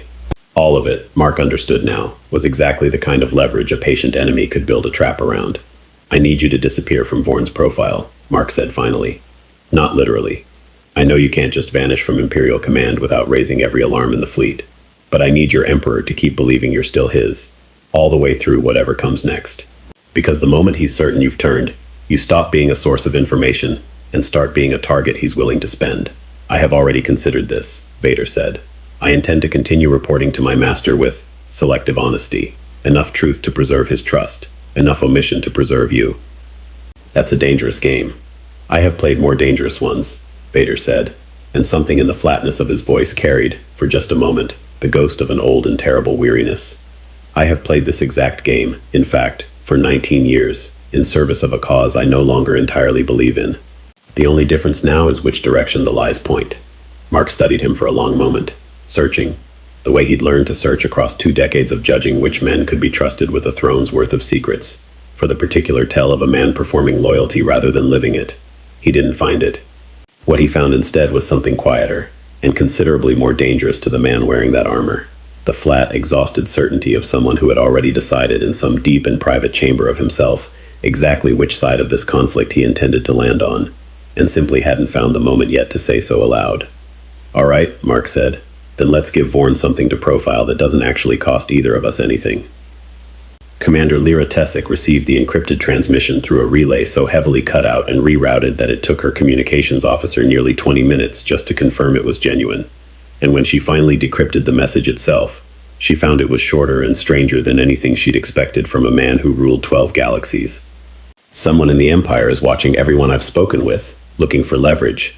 I won't pretend that doesn't put you at risk. I'm telling you because you deserve to know, and because I think you're smart enough to use the warning better than I could use the apology. I don't know yet what I'm going to do about your empire, but I know I'm not going to let a broker's profile turn you or your daughter into a bargaining chip in a fight you didn't ask to be part of. Move your position, don't tell me where. If I don't know, no one can pull it out of me." MG Tessik read it twice, sitting alone in the command tent that had, 4 days earlier, nearly become the site of a firefight with Darth Vader himself. She thought of her daughter, asleep in the makeshift quarters 2 tents over, still young enough to believe the war was something that happened to other people. She thought of the strange, unshakable calm of the man who'd stood in front of 6 raised blasters without so much as flinching, and told her, without a single trace of performance in his voice, that he hadn't decided yet whether her cause was worth fighting for, but had clearly already decided, on his own, that her daughter's safety wasn't a bargaining chip he was willing to let anyone use. She gave the order to relocate within the hour. She did not tell anyone, not even her second-in-command, exactly where they were going, because a man she'd known for less than a day had just taught her, with a single unprompted warning, exactly how much safer ignorance could be. Vorn's report reached Palpatine's desk 18 hours later, and it told him considerably less than he had paid for. "The rebel encampment on Yavin 4 has relocated," the report read. "Current position unknown. Lord Vader's movements remain consistent with standard patrol patterns. The subject, Grayson, has made no further contact with any individual or faction that would constitute a viable leverage point. He appears, Your Majesty, to be actively working to ensure that no such point exists." Palpatine read the report twice, and felt, for the second time in as many weeks, the deeply unfamiliar sensation of an opponent who understood the shape of his own strategy well enough to simply refuse to provide the pieces it required. A being, he thought, setting the report aside with fingers that had gone very still against the durasteel of his desk, who protects his attachments before I have even finished identifying them, who commands loyalty from my own apprentice within a matter of days, who cannot be threatened, cannot be weakened past a certain floor, and cannot, it now seems, be maneuvered through the people around him either. He sat alone in his private chamber for a long while, the low hum of Coruscant's ecumenopolis, audible even through layers of shielded durasteel, and arrived, slowly, at a conclusion he had been resisting since the morning the sky first tore open above his capital. If Emperor Mark Grayson could not be killed, weakened, or maneuvered, then perhaps, Palpatine reflected, with the cold and patient calculation of a man who had ruled for 19 years by never running out of options, The correct approach was not to defeat him at all. Perhaps the correct approach was to make him an offer he would find considerably harder to refuse than a war. The summons came not as a threat, and not through Vader, but through a formal Imperial protocol droid dispatched to the Mid-Rim world, where Mark's shuttle had, for the past 2 days, held a quiet and deliberately unremarkable orbit. The droid's message was brief, and carried, Mark noted, none of the coiled menace of their first meeting in the throne room. His Imperial Majesty requests the honor of a private audience. No guard, no escort. His word, freely given, that no harm will come to you within the walls of the palace, and that the conversation to follow will concern only what you might build here, not what you might destroy. It's a trap, Vader said, the moment the droid had departed. Probably, Mark agreed, but I've walked into worse traps than a conversation, and I'd rather hear what he's actually offering than spend the next month guessing at it, while Vorn keeps hunting for leverage he can't find. He considered the message a moment longer. Besides, if he wanted me dead, he's already tried that. This is something else. That, Vader said, is precisely what concerns me. Palpatine received him alone, exactly as promised. No royal guard, no Vader, not even the usual retinue of aides and attendants that typically filled the edges of any Imperial audience. Just the old man himself, seated not on the throne this time, but in a smaller private chamber overlooking Coruscant's endless skyline, a pot of tea steaming gently on a low table between 2 chairs. Sit, Palpatine said, and there was something almost companionable in it, a register Mark hadn't heard from him during their first, considerably more adversarial meeting. I find that most conversations worth having are ruined by thrones. They make everyone perform for an audience that isn't even there. Mark sat, cautious but genuinely curious, and studied the old man across the low table with the same clinical attention he'd have given any opponent whose next move he couldn't yet predict. You tried to kill me, Mark said, 4 days ago. I attempted to remove an unknown variable before it could remove me, Palpatine said, without a trace of apology. I will not insult you by pretending otherwise. I have ruled this galaxy for 19 years, Emperor Grayson, and I did not do so by waiting patiently to discover whether every stranger who fell out of the sky intended me well. He poured the tea himself, an oddly domestic gesture from a man Mark had last seen radiating the particular, ancient cruelty of ultimate power unchecked. It failed. You are, I confess, considerably harder to remove than I anticipated, so I find myself reconsidering the entire shape of the problem. And what shape is that now? You are not native to this galaxy, Palpatine said. You did not come here to conquer it. You have told me as much yourself, and I have come to believe you, however reluctantly. You are, in fact, exactly what you claim. A ruler already sated on 12 galaxies worth of conquest, wandering a 13th out of nothing more than circumstance and curiosity. He set down the teapot, his ancient eyes fixed on Mark with an intensity that Mark recognized, uncomfortably, as genuine strategic respect. That makes you, I think, the single most valuable ally I have ever had the opportunity to acquire. Ally, Mark repeated. I am an old man, Emperor Grayson, however much this face conceals it, Palpatine said. I have built an empire that spans a single galaxy, at extraordinary cost, over a lifetime of careful, patient work. You have built one that spans 12, and, this is the part I find genuinely remarkable, you have apparently done it without requiring the fear that I long ago concluded was the only reliable foundation for rule at this scale. He leaned forward slightly. I do not ask you to believe me a good man. I have long since stopped pretending to be one, even to myself. But I am a practical one, and practicality tells me that a war between us serves neither of our interests, while an alliance serves both, Mark said, finishing the thought, and something cold and clear had settled into his voice. You want me on your side, not because you've had some late-life change of heart about the tenement district on Lothal, or the little girl on Yavin 4 who's never known a sky she wasn't afraid of. You want the biggest hammer in the galaxy pointed at your enemies instead of at you. I want, Palpatine said, and for the first time, something genuinely sharp moved behind the parchment calm of his expression. To stop losing pilots and weapons to a fight I cannot win by force, and start winning something considerably more valuable through negotiation. Is that so unreasonable a thing for an old man to want? It's not unreasonable, Mark said. It's just not going to work. Because I already told you what I saw. The first time I stood in your throne room. I've spent 20 years learning the difference between an empire that's obeyed and an empire that's broken. Yours is broken, Emperor Palpatine. Broken in a way that doesn't get fixed by me standing next to your throne looking intimidating. Then tell me, Palpatine said, and there was, for just a moment, something almost like genuine curiosity beneath the ancient cruelty of his gaze. What would fix it? You who have ruled 12 galaxies and never once, it seems, needed a Death Star to keep them in line. Mark considered the question seriously, because for all his suspicion of the man asking it, the question itself was one he'd earned the right to answer honestly, having spent 4 days walking this galaxy's grief with his own eyes.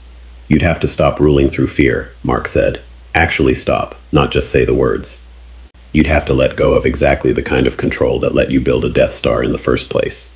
The willingness to burn a whole world to make a point instead of solving the actual problem underneath it. You'd have to answer for 19 years of it, not erase it. Answer for it, in front of the people who lived through it. He shook his head slowly. I don't think you're capable of that. I don't think you've been capable of it for a very long time. And I think you know that better than I do, which is exactly why you're offering me an alliance instead of asking me how to actually fix what's broken. Something flickered behind Palpatine's eyes at that. Not fury this time, but something colder and more dangerous. The particular, private recognition of a man who had just been read correctly by someone he'd hoped to outmaneuver. You speak as though redemption were a simple transaction, Palpatine said quietly. As though 19 years of necessary cruelty could simply be set down like a burden too heavy to carry further. Maybe it can't, Mark said. Maybe you're too far gone for it. I don't know you well enough yet to say for sure, but I know this. I'm not going to stand next to your throne and lend it my strength while that little girl on Yavin 4 grows up in a galaxy that's still afraid of its own sky. That's not a partnership I'm interested in, no matter how you dress it up as practicality. Palpatine was silent for a long moment, the tea between them going cold and untouched, the vast city sprawling silent and lit beneath the private chamber's windows. Then we understand each other, Palpatine said finally, and something in his voice had shifted back, subtly but unmistakably, into the register Mark remembered from their first meeting. Old, patient, and entirely without illusion about what came next. You will not join me. And I, having tried both force and diplomacy, find myself running short of gentler options. He rose from his chair, the tea forgotten, his ancient frame carrying, even now, an unmistakable and terrible authority. I want you to understand, Emperor Grayson, that I take no particular pleasure in what follows. I am, as I said, a practical man. But practicality also tells me that an enemy who cannot be killed, weakened, or bought must eventually be isolated, cut off from every source of strength he might draw upon, until even a man who conquers galaxies finds himself standing entirely alone. You think I need allies to win a fight, Mark said, rising as well. And something old and hard-earned had settled into his own bearing now, the unmistakable weight of a man who had faced down exactly this kind of threat many times before, and never once found it as frightening as his enemies hoped it would be. No, Palpatine said. I think everyone eventually discovers what they are willing to become when they are given no other choice. I destroyed a Jedi Order that believed itself untouchable, Emperor Grayson, by giving its most powerful son nothing left to lose but the fight itself. His yellow eyes caught the last of the dying light through the chamber's windows. I wonder, very much, what a Viltrumite becomes under the same pressure.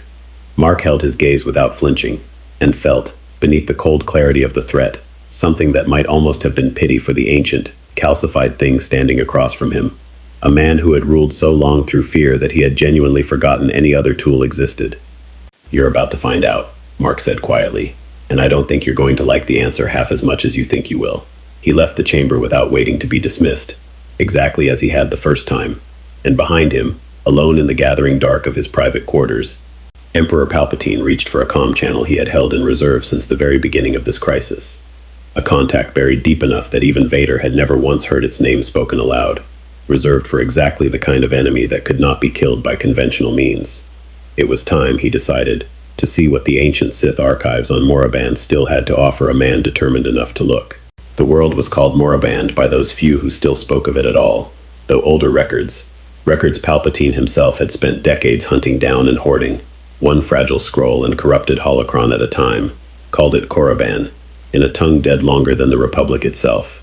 It was a world of red sand and ancient tombs, where the ghosts of the first Sith Lords still lingered in the stone the way heat lingers in a desert long after the sun has set, and Palpatine had visited it perhaps a dozen times across his long life, each visit a pilgrimage to something older and hungrier than the empire he'd built on top of its teachings.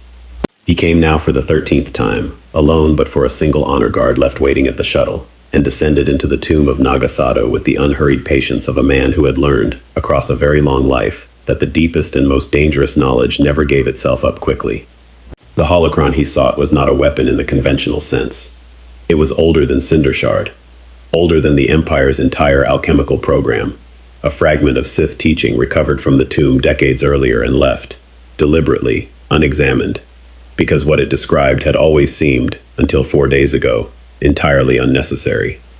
A ritual for the binding and unmaking of beings whose power exceeded the Force's own reach. A ritual designed, according to the fragmented teachings within, for exactly one purpose: to answer threats that could not be killed by blade, by cannon, or by the dark side's ordinary reach. Palpatine activated the holocron in the tomb's deepest chamber and listened, for the better part of an hour, to a voice 10,000 years dead describe a working that required 3 things: a Sith Lord's blood freely given, a captured fragment of the target's own essence, and a place of sufficient ancient power to anchor the binding once it was called. He had the first. He had, thanks to Voss's failed Cinder Shard strike, a fragment of the second, sensor telemetry, and something more, a trace registered by the weapon's crystalline emitters in the instant they had touched Mark Grayson directly, a residue the ancient texts called Shatterlight, the echo a being's true nature left behind when something powerful enough finally managed to touch it. And he had, standing in the tomb of Naga Sato itself, more than enough of the third. What he did not have, and what troubled him more than he permitted himself to show even alone in an empty tomb, was any certainty that the working would succeed rather than simply killing him for the presumption of attempting it. He performed it anyway. 19 years of rule had taught Palpatine exactly one lesson above every other: that hesitation, in the face of an unprecedented threat, was the one failure a ruler could never survive twice. Mark felt it first as a wrongness in his sleep, a dream that was not quite a dream, in which some ancient and patient hunger reached across the dark and found, for a fraction of a second, a single loose thread in the fabric of what made him a Viltrumite. He woke gasping in the shuttle's cramped quarters, every sense screaming in alarm his conscious mind hadn't yet caught up to.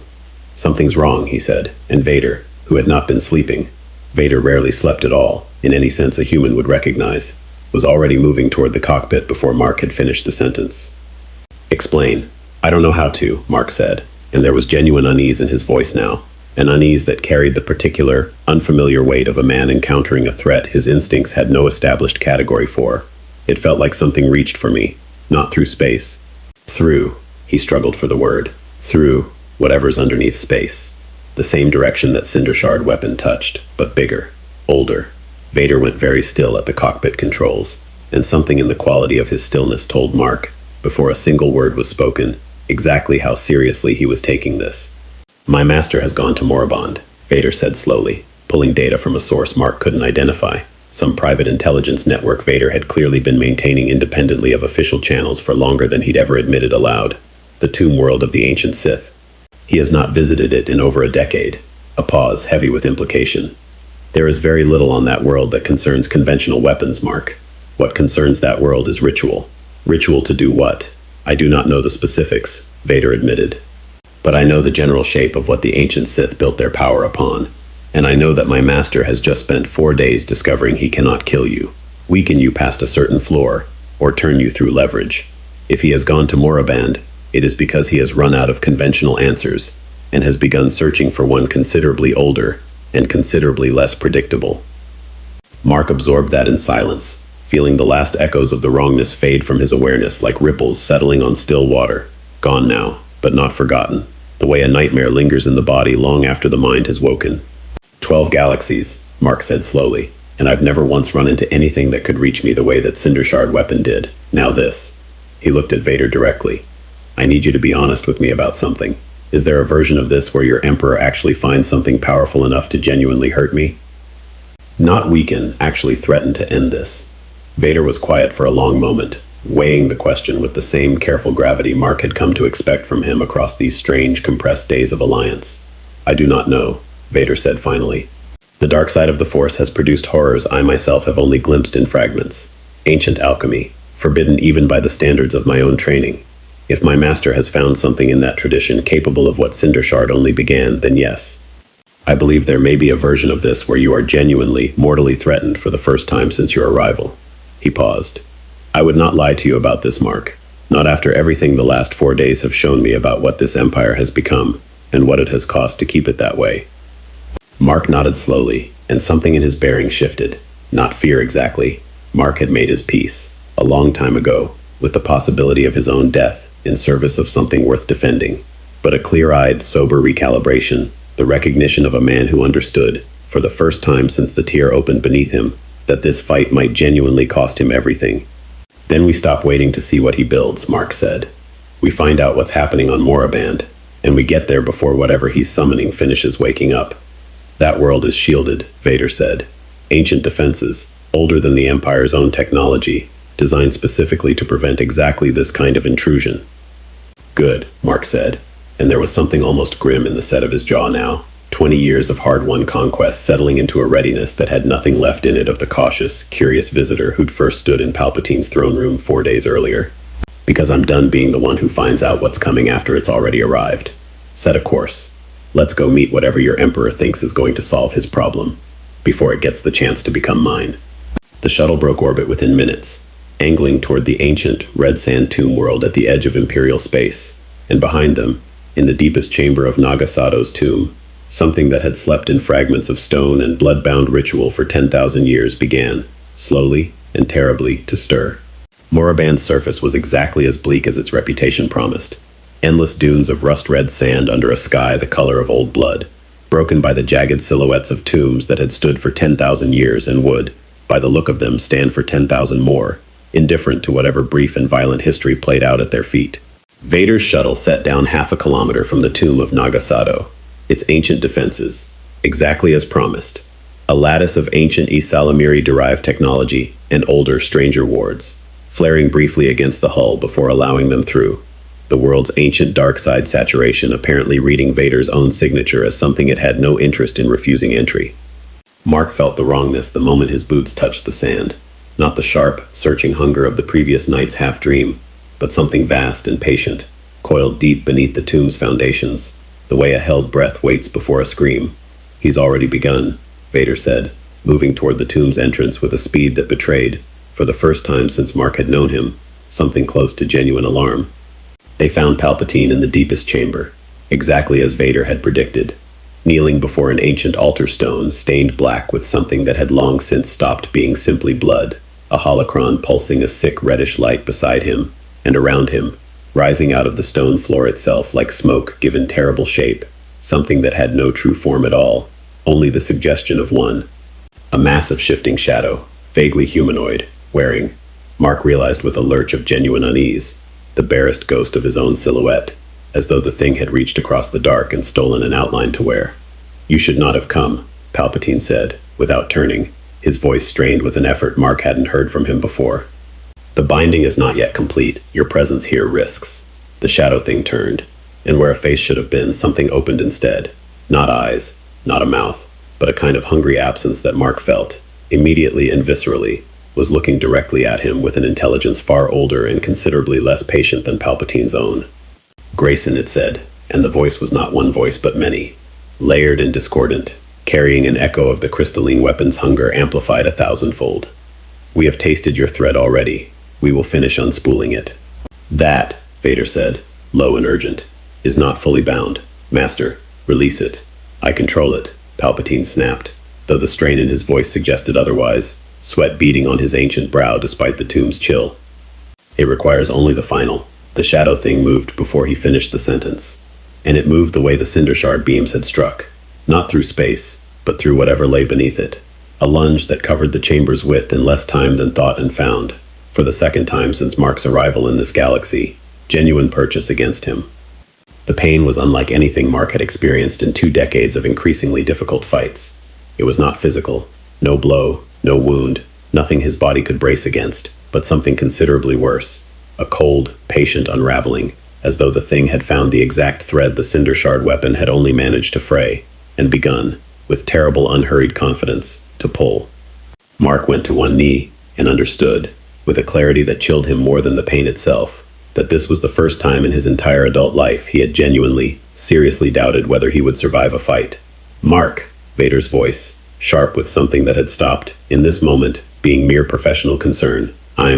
Mark forced the word out through gritted teeth, not done yet. He drove his fist forward into the shadow thing's chest, and it passed through the mass with no resistance at all. No impact. Nothing but cold and hungry dark closing around his arm like water. And yet the thing recoiled anyway, some part of it flinching from contact with a strength it hadn't fully accounted for. And Mark understood, in that fraction of a second, the first genuine piece of useful information this entire terrible encounter had offered him. It could touch him, but he could touch it back. It's not invincible, Mark ground out, forcing himself upright against the unraveling pull. It's just patient. That's not the same thing. He struck again, and this time the blow connected with something closer to solidity. Not flesh, not armor, but a resistance the thing hadn't expected. Born, Mark understood distantly, of the same ancient alchemy that gave it form in the first place. The shadow thing shrieked, a sound like 10,000 years of buried rage finding voice all at once, and the unraveling pull intensified in response. Mark's strength thinning further, faster, the floor of his endurance approaching in a way it never had before.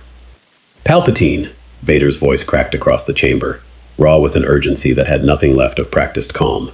End the ritual. Now, before it kills him and turns on us both. I cannot simply end it, Palpatine snarled, still hunched over the altar, hands moving through gestures that had clearly grown more desperate than commanding in the last several seconds. It requires completion or a binding sacrifice, and I have neither. Then give it one, Vader said and moved. What happened next took less than 2 seconds, and Mark, dimly aware, through the cold haze of the unraveling pull, of a shape moving fast and black across the chamber, understood only afterward exactly what he'd witnessed. Darth Vader, Dark Lord of the Sith, second most powerful being in the Empire, driving his lightsaber not into the shadow thing, which no blade could touch, but into the ancient altar stone itself, shattering the ritual's anchor point in a single, decisive stroke. The shadow thing's shriek became something worse, a sound of pure, unraveling agony, as whatever bound it to this reality lost its footing all at once. And then it was gone, not banished so much as unmade, the tomb's ancient stone groaning as 10,000 years of contained dark power found, all at once, nowhere left to anchor itself. Mark collapsed forward onto the sand-dusted floor, gasping, every fiber of his strength thin and frayed, but, he registered, with profound and grateful relief, still present, still his own, the unraveling pull gone as completely as the thing that had caused it. Silence fell over the chamber, broken only by his own ragged breathing and the distant, grinding settle of ancient stone finding a new equilibrium. You, Palpatine said slowly, turning from the ruined altar to face his apprentice with an expression that had gone, in the space of 5 seconds, from desperate concentration to something colder and infinitely more dangerous, destroyed my working, deliberately. I destroyed a weapon that would have killed us both the moment it finished with him, Vader said, and there was no apology in it at all, only the flat, absolute certainty of a decision already fully made. You lost control of it the instant it manifested, Master. I have seen enough of the dark side's true nature to recognize the moment a summoned thing stops answering to the one who called it. You had no right. I had every right, Vader said, and something in his voice now carried a weight Mark had never heard from him before. Not defiance exactly, but the flat, settled certainty of a man who had finally, after 19 years, stopped weighing every word against the cost of his master's displeasure. I have watched this empire for 19 years, Master.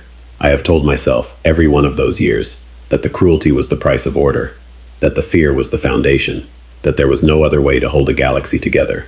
He turned, fully, to face Palpatine, his voice dropping into something quieter and considerably more final. I no longer believe that. I have not believed it, I think, for several days now, and I will not stand by while you summon something out of the dark that would have unmade the one being in this galaxy who has shown me, in less than a week, exactly what I gave up 19 years ago to build this empire in the first place. Palpatine stared at his apprentice for a long moment, the ruined altar smoking faintly between them, and something ancient and calculating moved behind his yellowed eyes. The recognition, Mark understood, watching from the floor where he still knelt catching his breath, of a variable that had just, finally and irrevocably, slipped entirely out of his control. Then you have chosen your side, Palpatine said quietly. I have, Vader said. I chose it, I think, the moment I refused to fire on him a second time above Coruscant, and simply did not permit myself to admit it until now. Mark rose slowly to his feet, still unsteady, still feeling the ragged edges of the unraveling pull's aftermath, but present, whole, alive, and staring at the ancient, cornered figure of an emperor who had just, in the span of one desperate ritual, lost the only weapon he'd had left, and the loyalty of the one man who might have wielded it for him. This isn't over, Mark said quietly, and there was no triumph in it. Only the tired, hard-won certainty of a man who had come within a hair's breadth of dying and understood, with total clarity, exactly what that meant for everything that came next. But it just changed shape, and I don't think you've got another card left to play that doesn't end with the whole galaxy finding out exactly how far you were willing to go to keep this throne. Palpatine said nothing. He simply stood amid the ruin of his own desperate gambit, the tomb's ancient silence pressing in around him, and understood, with the cold, clear-eyed calculation of a man who had ruled through fear for 19 years and had just, for the first time, run entirely out of ways to make that fear work in his favor, that the fight ahead would no longer be fought in shadows, or through weapons, or through patient, hidden leverage. It would be fought from this moment forward in the open, and an empire that had spent 19 years teaching its own galaxy to be afraid was about to discover exactly what happened when its own apprentice, and an emperor from another sky entirely, decided that fear had finally, permanently, run its course. News does not travel through an empire the way it travels through a free galaxy, not by broadcast, not by rumor passed openly between friends, but through the slow, careful seepage of things that were never meant to be said aloud, whispered first by the people closest to power and outward, in expanding rings, until they reach ears that were never supposed to hear them at all. It began with a maintenance technician aboard the Devastator, who noticed that Lord Vader's shuttle had returned from Moraband with battle damage inconsistent with any logged engagement, and mentioned it, in passing, to a friend in the mess hall. It reached a mid-level intelligence officer within 6 hours, who cross-referenced it against a partial, badly garbled sensor log from an ancient tomb world visit that had been, curiously, marked for immediate classification the moment it concluded. It reached Grand Admiral Voss within a day, who understood, reading between the lines of a report that told him considerably less than it implied, exactly what kind of rupture had occurred at the highest level of the empire he served. And it reached, within 3 days, the one audience Palpatine had spent 19 years working to ensure would never hear anything but the version of events he chose to give them, the galaxy itself. Yasa Vorn, whose loyalty had always run first and only to whoever paid the largest sum, found herself in possession of a story worth considerably more, she calculated, sold to 100 buyers, than kept in service to a single furious emperor, who had already shown himself willing to burn contractors who displeased him. She released it in careful, deniable fragments across a dozen underground networks. An emperor, who had summoned an ancient and forbidden horror to kill a being who had done nothing but ask honest questions about how this galaxy was ruled. A Dark Lord who had, for the first time in 19 years, turned his blade against his own master to stop it. The story reached HoloNet back channels the Empire's own censors couldn't fully suppress within a week. It reached rebel cells scattered across 100 systems within 2. And it reached, eventually, a relocated jungle encampment, where Commander Lyra Tessic sat with her daughter asleep beside her, listening to a garbled, third-hand account of an emperor from beyond the stars, who had nearly died rather than let this galaxy's ruler use him as a weapon, and felt something she hadn't dared feel in 4 years of increasingly desperate war. The fragile, dangerous shape of genuine hope, no longer contained to a single conversation in a command tent, but spreading, quietly and unstoppably, through every corner of a galaxy that had spent 19 years being told there was no alternative to fear. Palpatine received the news of the leak with a stillness that his remaining loyal officers found, in retrospect, considerably more frightening than any of his outbursts of fury. "The story is spreading, my Emperor," Voss reported, standing at rigid attention in the private chamber that had, until recently, hosted a considerably more hopeful conversation over tea. "Rebel sympathetic worlds. Outer Rim broadcast networks we cannot fully jam. Even," he hesitated, "even certain core world circles are beginning to whisper it. And Lord Vader's location? Unconfirmed, my Emperor. His transponder has not registered on any Imperial network in 6 hours." Palpatine absorbed this in silence, standing at the tall windows of his chamber, looking out over the endless lit sprawl of a capital that had, for 19 years, believed itself the unshakable center of galactic order, and understood, with the cold, clear calculation that had carried him through every crisis of his long and ruthless reign, that the shape of this particular crisis had finally outgrown every tool he had left to answer it. He had tried force, and lost 5 pilots and a weapon 8 years in the making. He had tried leverage, and found no purchase in a being who protected his attachments before an enemy could even identify them. He had tried the oldest and most forbidden power available to him, and lost, in the same desperate hour, both the ritual and the loyalty of the one apprentice who had stood at his side for 19 unbroken years. What remained, Palpatine understood, standing alone in a chamber that suddenly felt considerably larger and colder than it had a week earlier, was only the truth itself. laid bare now across a galaxy that had spent 19 years being told there was no alternative to the throne he sat upon, and the very real, very immediate question of whether that throne could survive the truth reaching every world it governed. "Grand Admiral," Palpatine said finally, turning from the window, and something in his voice carried a register Voss had never once heard from his Emperor across 30 years of service. Not fury, not cold command, but the flat, calculating tone of a man beginning, for the first time in a decade, to genuinely fear for the survival of everything he had built. "Mobilize the fleet, all of it. Every capital ship not actively engaged in Outer Rim patrol duty, recalled to Coruscant space within 48 hours. My Emperor, an internal mobilization of that scale will be visible to every intelligence network in the galaxy. It will confirm, rather than deny, the story now spreading." "I am aware," Palpatine said. "But a story, Grand Admiral, however damaging, cannot itself remove me from this throne. Only force can do that.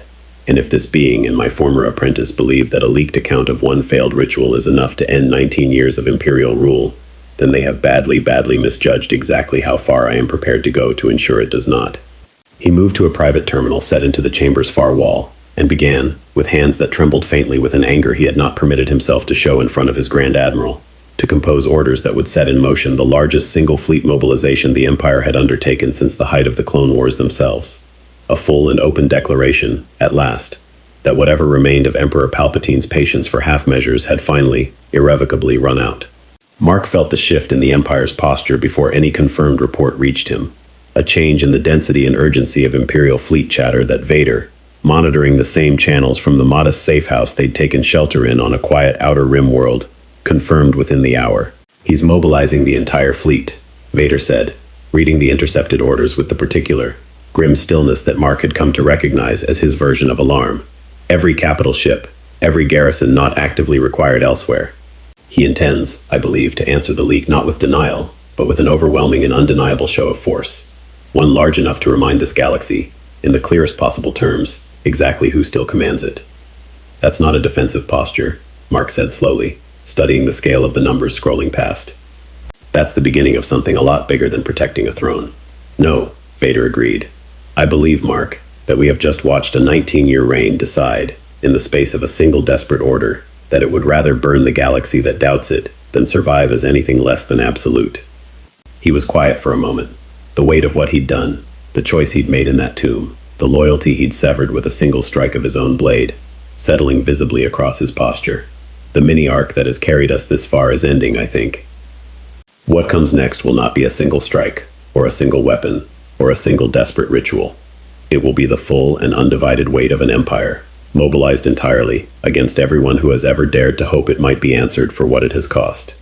Mark stood at the safe house's single narrow window, looking out over a quiet agricultural world entirely unaware of the storm now gathering above it, and felt the particular familiar weight settle over him that he'd carried into every one of his 12 galaxies' hardest fights. The moment a conflict stopped being a question of whether, and became, instead, a question of how much it would cost to finish it right. "Then we stop reacting," Mark said quietly. "We get ahead of it.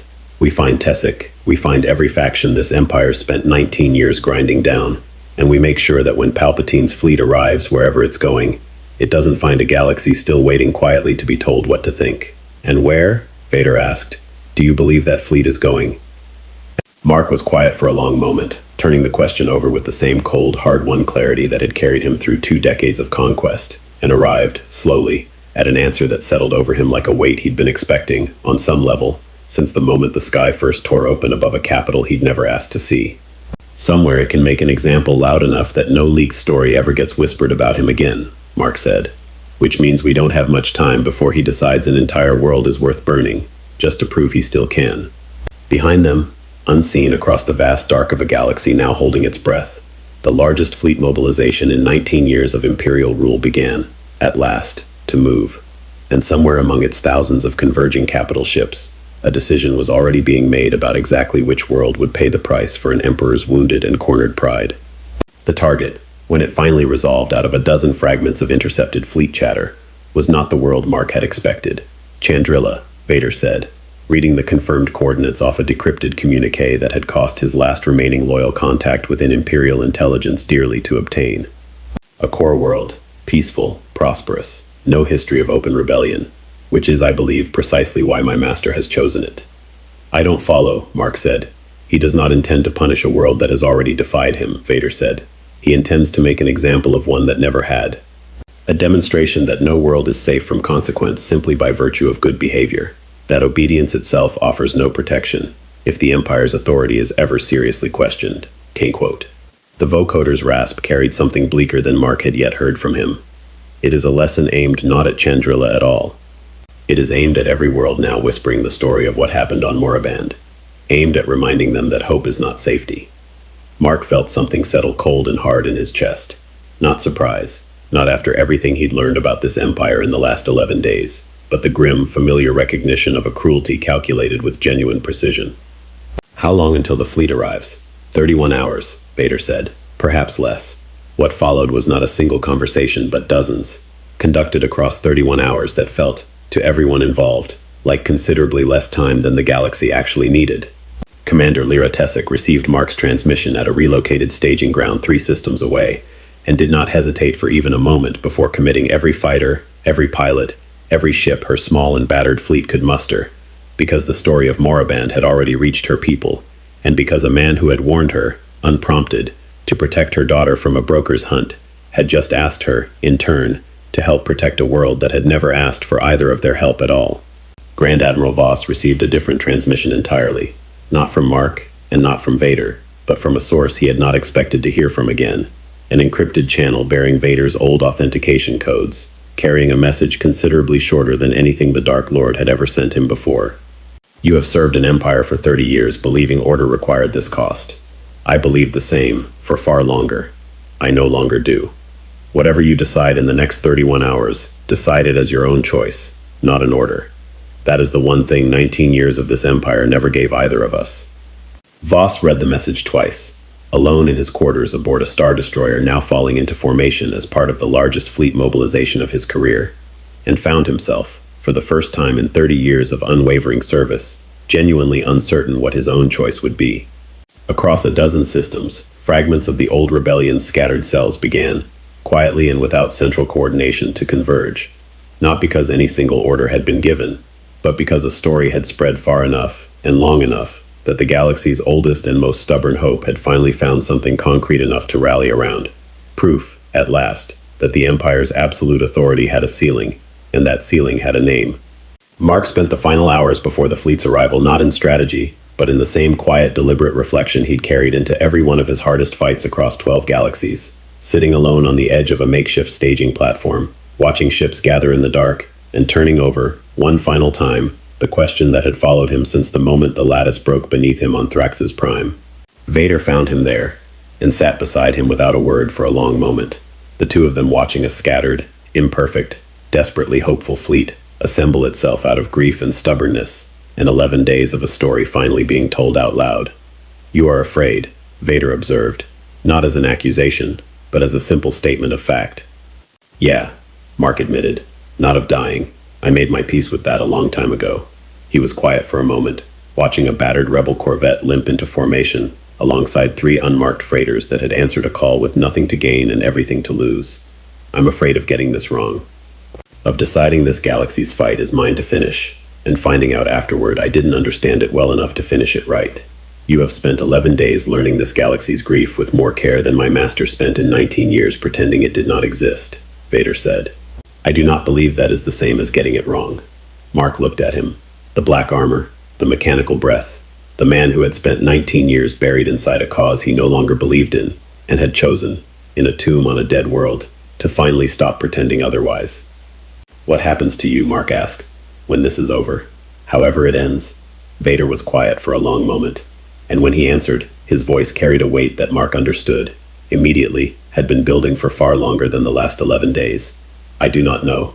I have been a great many things I am not proud of, Mark. I do not expect this galaxy to forgive them simply because I have chosen, at the very end, to stand against the man who made me what I am. A pause. But I find that I would rather face whatever comes next honestly, than continue pretending to be something I stopped believing in a very long time ago. Mark said nothing for a moment, and then reached out and put a hand briefly on the black-armored shoulder beside him.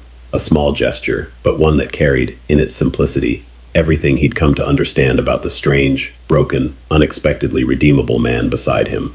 "Then let's go find out together," Mark said, rising to his feet as the last of the gathering fleet fell into formation, and the first alarms began to chime, far above them, announcing the arrival of a war that had been building since the moment a sky first tore open over a capital neither of them had chosen. Above Chandrila, 31 hours after the order was given, the largest fleet the Empire had assembled in 19 years of rule began, at last, to drop out of hyperspace. And a galaxy that had spent 19 years believing there was no alternative to fear was about to discover, in the full and terrible light of open war, exactly how wrong that belief had always been. The Imperial fleet dropped out of hyperspace in a formation designed for exactly one purpose: to be seen. 40 Star Destroyers unfolded across Chandrila's high orbit in a wall of gray durasteel that blotted out a third of the visible sky, and at its center, larger than anything Mark had yet seen in this galaxy, a vessel Vader identified with a stillness that carried its own kind of dread. "The Executrix," Vader said. "My master's flagship. He does not typically lead a fleet personally. That he has chosen to do so now tells you everything about how seriously he intends this demonstration to be taken." Below, Chandrila's capital continued its ordinary morning, utterly unaware that its sky had just become the stage for the largest act of political theater the Empire had staged in 19 years. Mark watched the fleet's formation solidify from the deck of Tessic's flagship, a converted freighter that had, 12 hours earlier, been a cargo hauler, and now carried, crammed into every available bay, the assembled and desperate hope of a dozen scattered rebel cells finally given something worth converging on.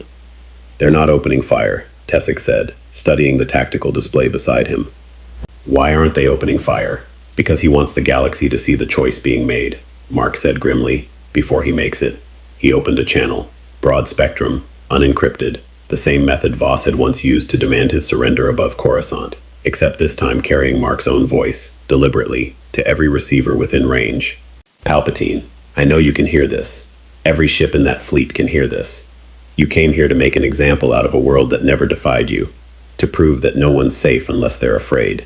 I'm asking you, one more time, in front of everyone listening, don't." The reply came not from a ship, but from the Executrix itself, Palpatine's voice carrying across the open channel with the flat, ancient calm of a man who had already decided the shape of his answer days ago. "Emperor Grayson, you have spent 11 days teaching this galaxy that my authority has a ceiling. I intend, today, to remind it that the ceiling you believe you have found is considerably lower than the floor beneath my patience." A pause, heavy with theatrical weight. "Chandrila will burn, not because it has sinned, but because it is innocent, and an example built on innocence teaches a lesson that guilt never could.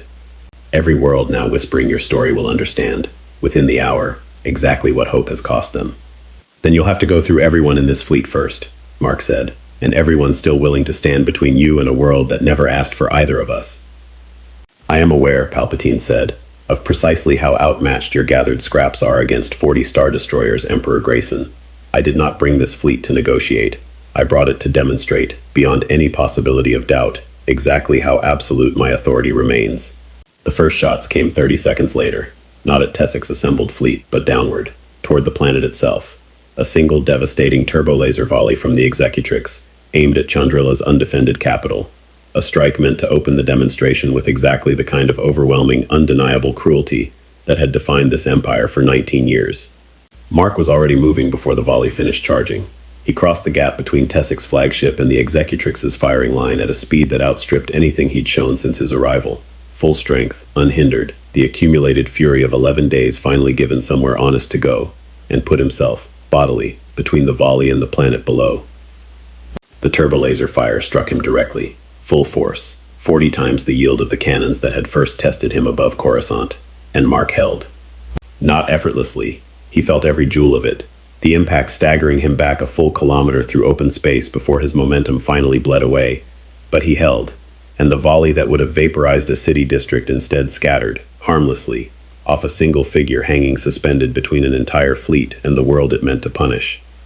"You want your example," Mark said, his voice carrying, ragged now with real effort, across every open channel in the system. "Here it is. Tell your fleet, tell every world listening to this, exactly what it looks like when someone finally stands in the way and doesn't move." For a long moment, no cannon fired. 40 Star Destroyers held position, their crews watching a single figure hang unmoved and unmoving before their combined firepower. and across 1,000 bridges and gun decks, a question began, for the first time in 19 years, to take root in minds that had never once been permitted to ask it aloud. What happens if we refuse the order? Palpatine's voice, when it came again, had lost some of its theatrical calm. Fire, he commanded. All batteries, full spread. The order went out across every ship in the fleet, and on the bridge of one particular star destroyer, Grand Admiral Tarn Vos stood before his own gunnery crew, the command hanging in the recycled air of his bridge, and made, at last, the choice that 30 years of unwavering service had never once required of him before. Belay that order, Vos said quietly. His gunnery officer turned, startled. Sir? You heard me, Vos said, and something in his voice carried the particular, hard-won weight of a man who had spent 11 days watching an emperor unravel his own authority one desperate act at a time. A failed strike he'd been blamed for, a broker's hunt that had found nothing, a forbidden ritual that had cost his own apprentice's loyalty, and now, finally, an order to slaughter an innocent world simply to salvage wounded pride. I did not spend 30 years in this uniform to burn a world that never lifted a hand against us. Stand down the guns. Across the fleet, in ones and twos, other bridges began hesitantly to do the same, some out of genuine conviction newly found, others simply out of the old and reliable instinct never to be the first ship firing on an order that might not survive scrutiny once the smoke cleared. Not every ship held. A dozen star destroyers opened fire regardless, their captains either more loyal or more frightened than their wavering counterparts, and the sky above Chandrila erupted, all at once, into the opening exchange of the largest battle this galaxy had seen since the fall of the Old Republic. Mark met the first wave of incoming fire with everything 11 days of careful restraint had built toward, and above a peaceful core world that had done nothing to deserve any of it, the true climax of this war finally, irrevocably began. The battle above Chandrila did not resolve quickly, and Mark understood, within the first 10 minutes of open engagement, that it was never going to. This was not the clean, decisive strength he'd shown against 5 modified fighters, or a single throne room's worth of royal guard. This was war at a scale he'd rarely fought at even across 12 galaxies of conquest. A dozen loyalist star destroyers throwing everything they had at both his own straining endurance and the desperate, patchwork fleet Tessic had assembled out of grief and stubborn hope.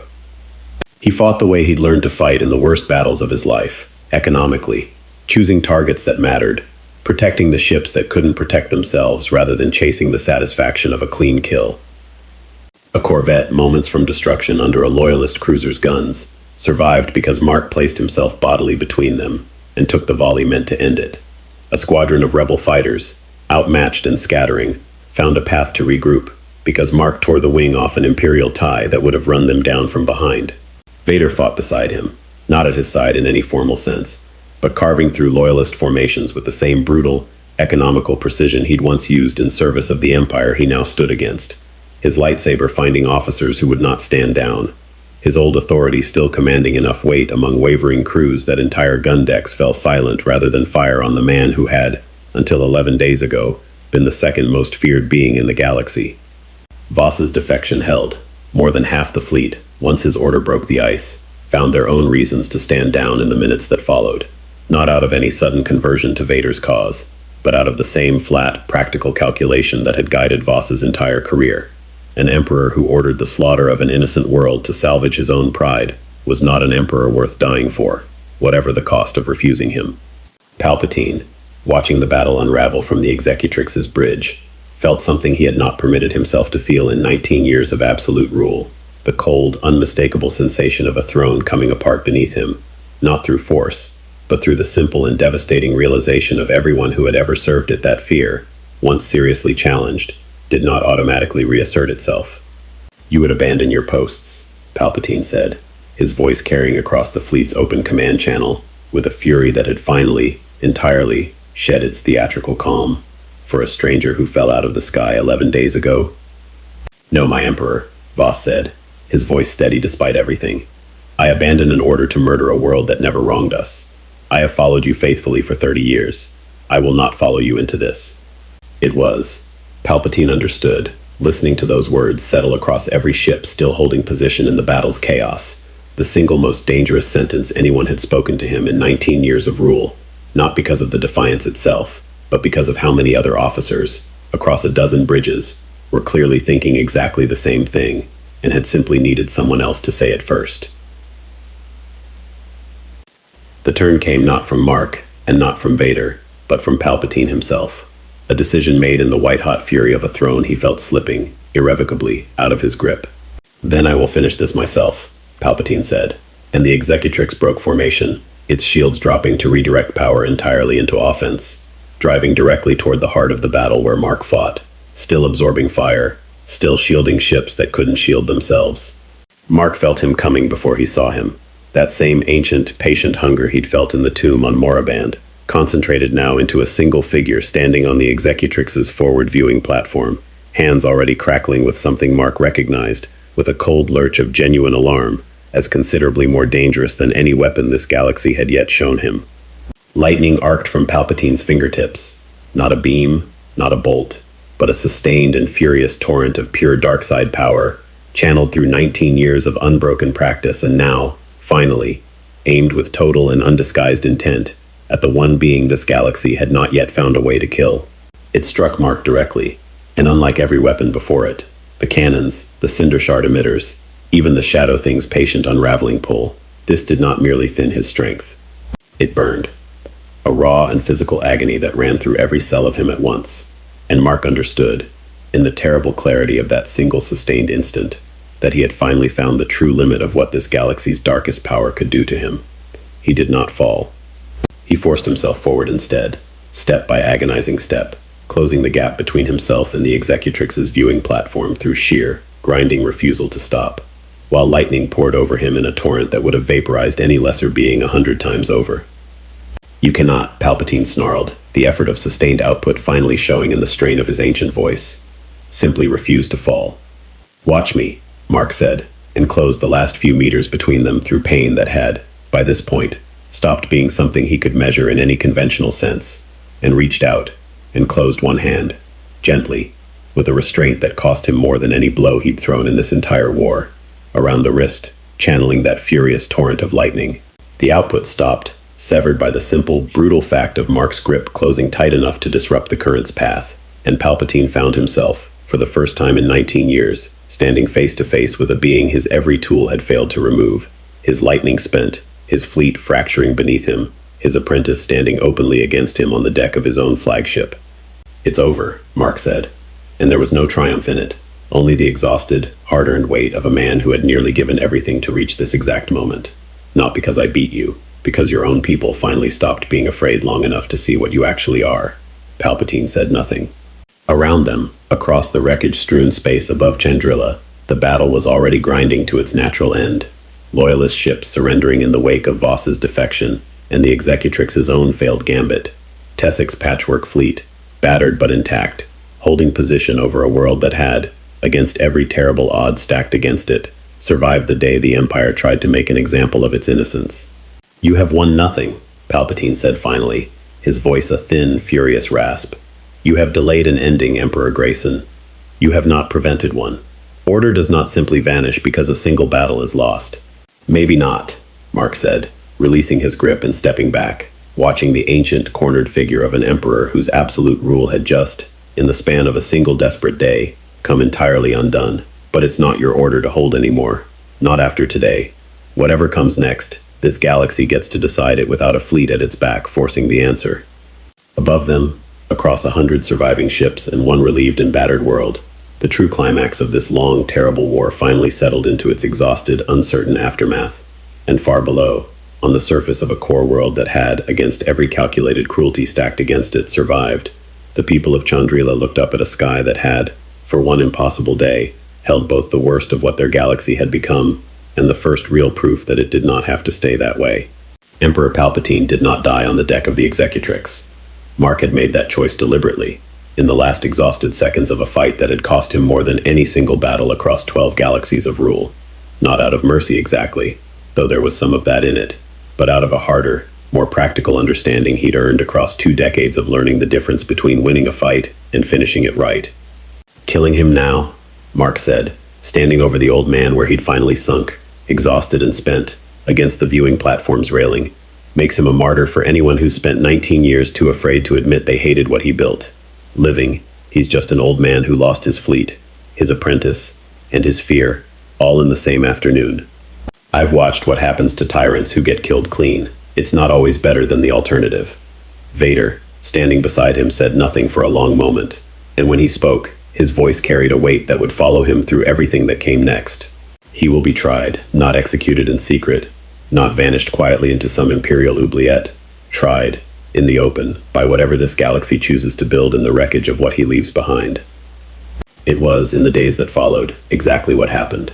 The first tribunal in 19 years the Empire's own subjects were permitted to witness rather than simply obey, held not on Coruscant, but on Chandrila itself, the world that had nearly burned to preserve one man's wounded pride. The weeks after Chandrila were not clean, and Mark had not expected them to be. An empire built over 19 years did not dissolve in a single afternoon simply because its emperor had lost a battle. 1,000 worlds remained under imperial garrison. 100 officers remained loyal out of habit or genuine conviction.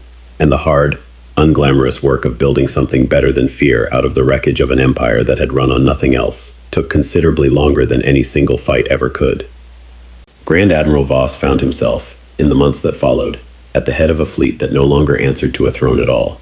A caretaker authority, provisional and uneasy, tasked with holding order across a transitional galaxy, while a new government, cobbled together from rebel leadership, defected imperial administrators, and the surviving fragments of the old Senate, slowly took shape.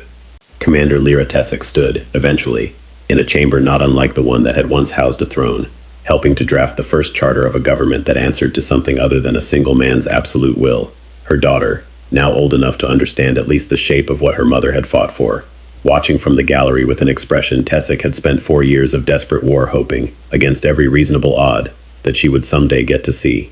Vader remained, not as Darth Vader, a name he set down deliberately and without ceremony in the same tribunal chamber that tried his former master, but as Anakin Skywalker, a name he had not spoken aloud in 19 years, offered to a galaxy that was, understandably, in no hurry to forgive him for everything the name Vader had done in the years between. He did not ask for forgiveness. He simply stayed, doing the long, unglamorous work of answering for what he'd been, one difficult conversation, and one small act of restitution at a time, because Mark had shown him, in the space of 11 violent days, that a man could choose to stop being what he'd become, and that the choosing never really finished, no matter how loudly a single battle seemed to settle it. Mark stayed 3 more months, long enough to see the first fragile institutions of a post-imperial galaxy take root, long enough to know that whatever came next would not collapse the moment he left it to find its own way. He had learned, across 12 galaxies of rule, that an empire built to depend entirely on him was an empire that had learned nothing at all, and this galaxy, broken and grieving and cautiously, stubbornly hopeful, needed to learn to stand on its own, considerably more than it needed a 13th dominion added to his throne. He found the tear back to his own galaxy on a quiet morning, standing on a hillside outside the tribunal chamber, where an old man who had once ruled through fear now answered, slowly and without any guarantee of redemption, for 19 years of what that fear had cost. The tear was smaller than the one that had first pulled him here, a narrow seam in the fabric between dominions that some quiet, persistent working of Viltrumite science, pieced together across weeks of careful study by minds far more patient than his own, had finally, tentatively, opened. Vader was there to see him off, standing at the edge of the hillside in plain, unmarked clothes that still, after everything, looked faintly wrong on a man who had spent 19 years in black armor. "You could stay," Vader said. "This galaxy would find a place for you, perhaps more than a place." "I know," Mark said, "but it's not mine to keep, any more than the throne room I stood in 11 days ago. I came here by accident, and I did what I could with what I found. The rest of it," he looked out over the hillside, at a core world's ordinary, undramatic morning unfolding beneath an ordinary sky, no longer afraid of what might fall out of it. "The rest of it belongs to the people who actually have to live here, same as it should." "Then I hope," Vader said, "that whatever you return to has learned to value you the way this galaxy, however imperfectly, has come to." Mark considered that for a long moment. Thrax's prime, the throne he'd built there, the 12 galaxies that had never once needed to fear the fall of a sky the way this one had, and found something almost like peace in the answer. "They will," he said. "Same as this one will, eventually. Takes longer than anyone wants it to. But it happens if the people building it actually mean it." He stepped through the tear a moment later, and it closed behind him with none of the violence that had first opened it. A quiet, unremarkable seam mending itself shut, leaving behind a galaxy that would spend years, and likely decades, rebuilding something worth the name it had once claimed for itself. Behind him, Anakin Skywalker stood alone on a quiet hillside, watching an ordinary sky where an extraordinary tear had briefly opened and closed, and understood, with the particular clarity of a man who had spent 19 years buried inside a mask and finally set it down, that the hardest and most honest work of his life, the work of actually becoming the man he chose to be, rather than the man fear had made him, was only just beginning. Somewhere in a galaxy that had learned, however briefly, exactly what it looked like when someone finally refused to be afraid, a story was already being told. In tribunal chambers and rebel encampments, in tenement doorways and core world senates alike, of the day an emperor from beyond the stars fell out of a broken sky, asked more honest questions than any conqueror before him had bothered to ask, and left behind not a new throne, but the first real chance this galaxy had ever had to decide, for itself, what came next.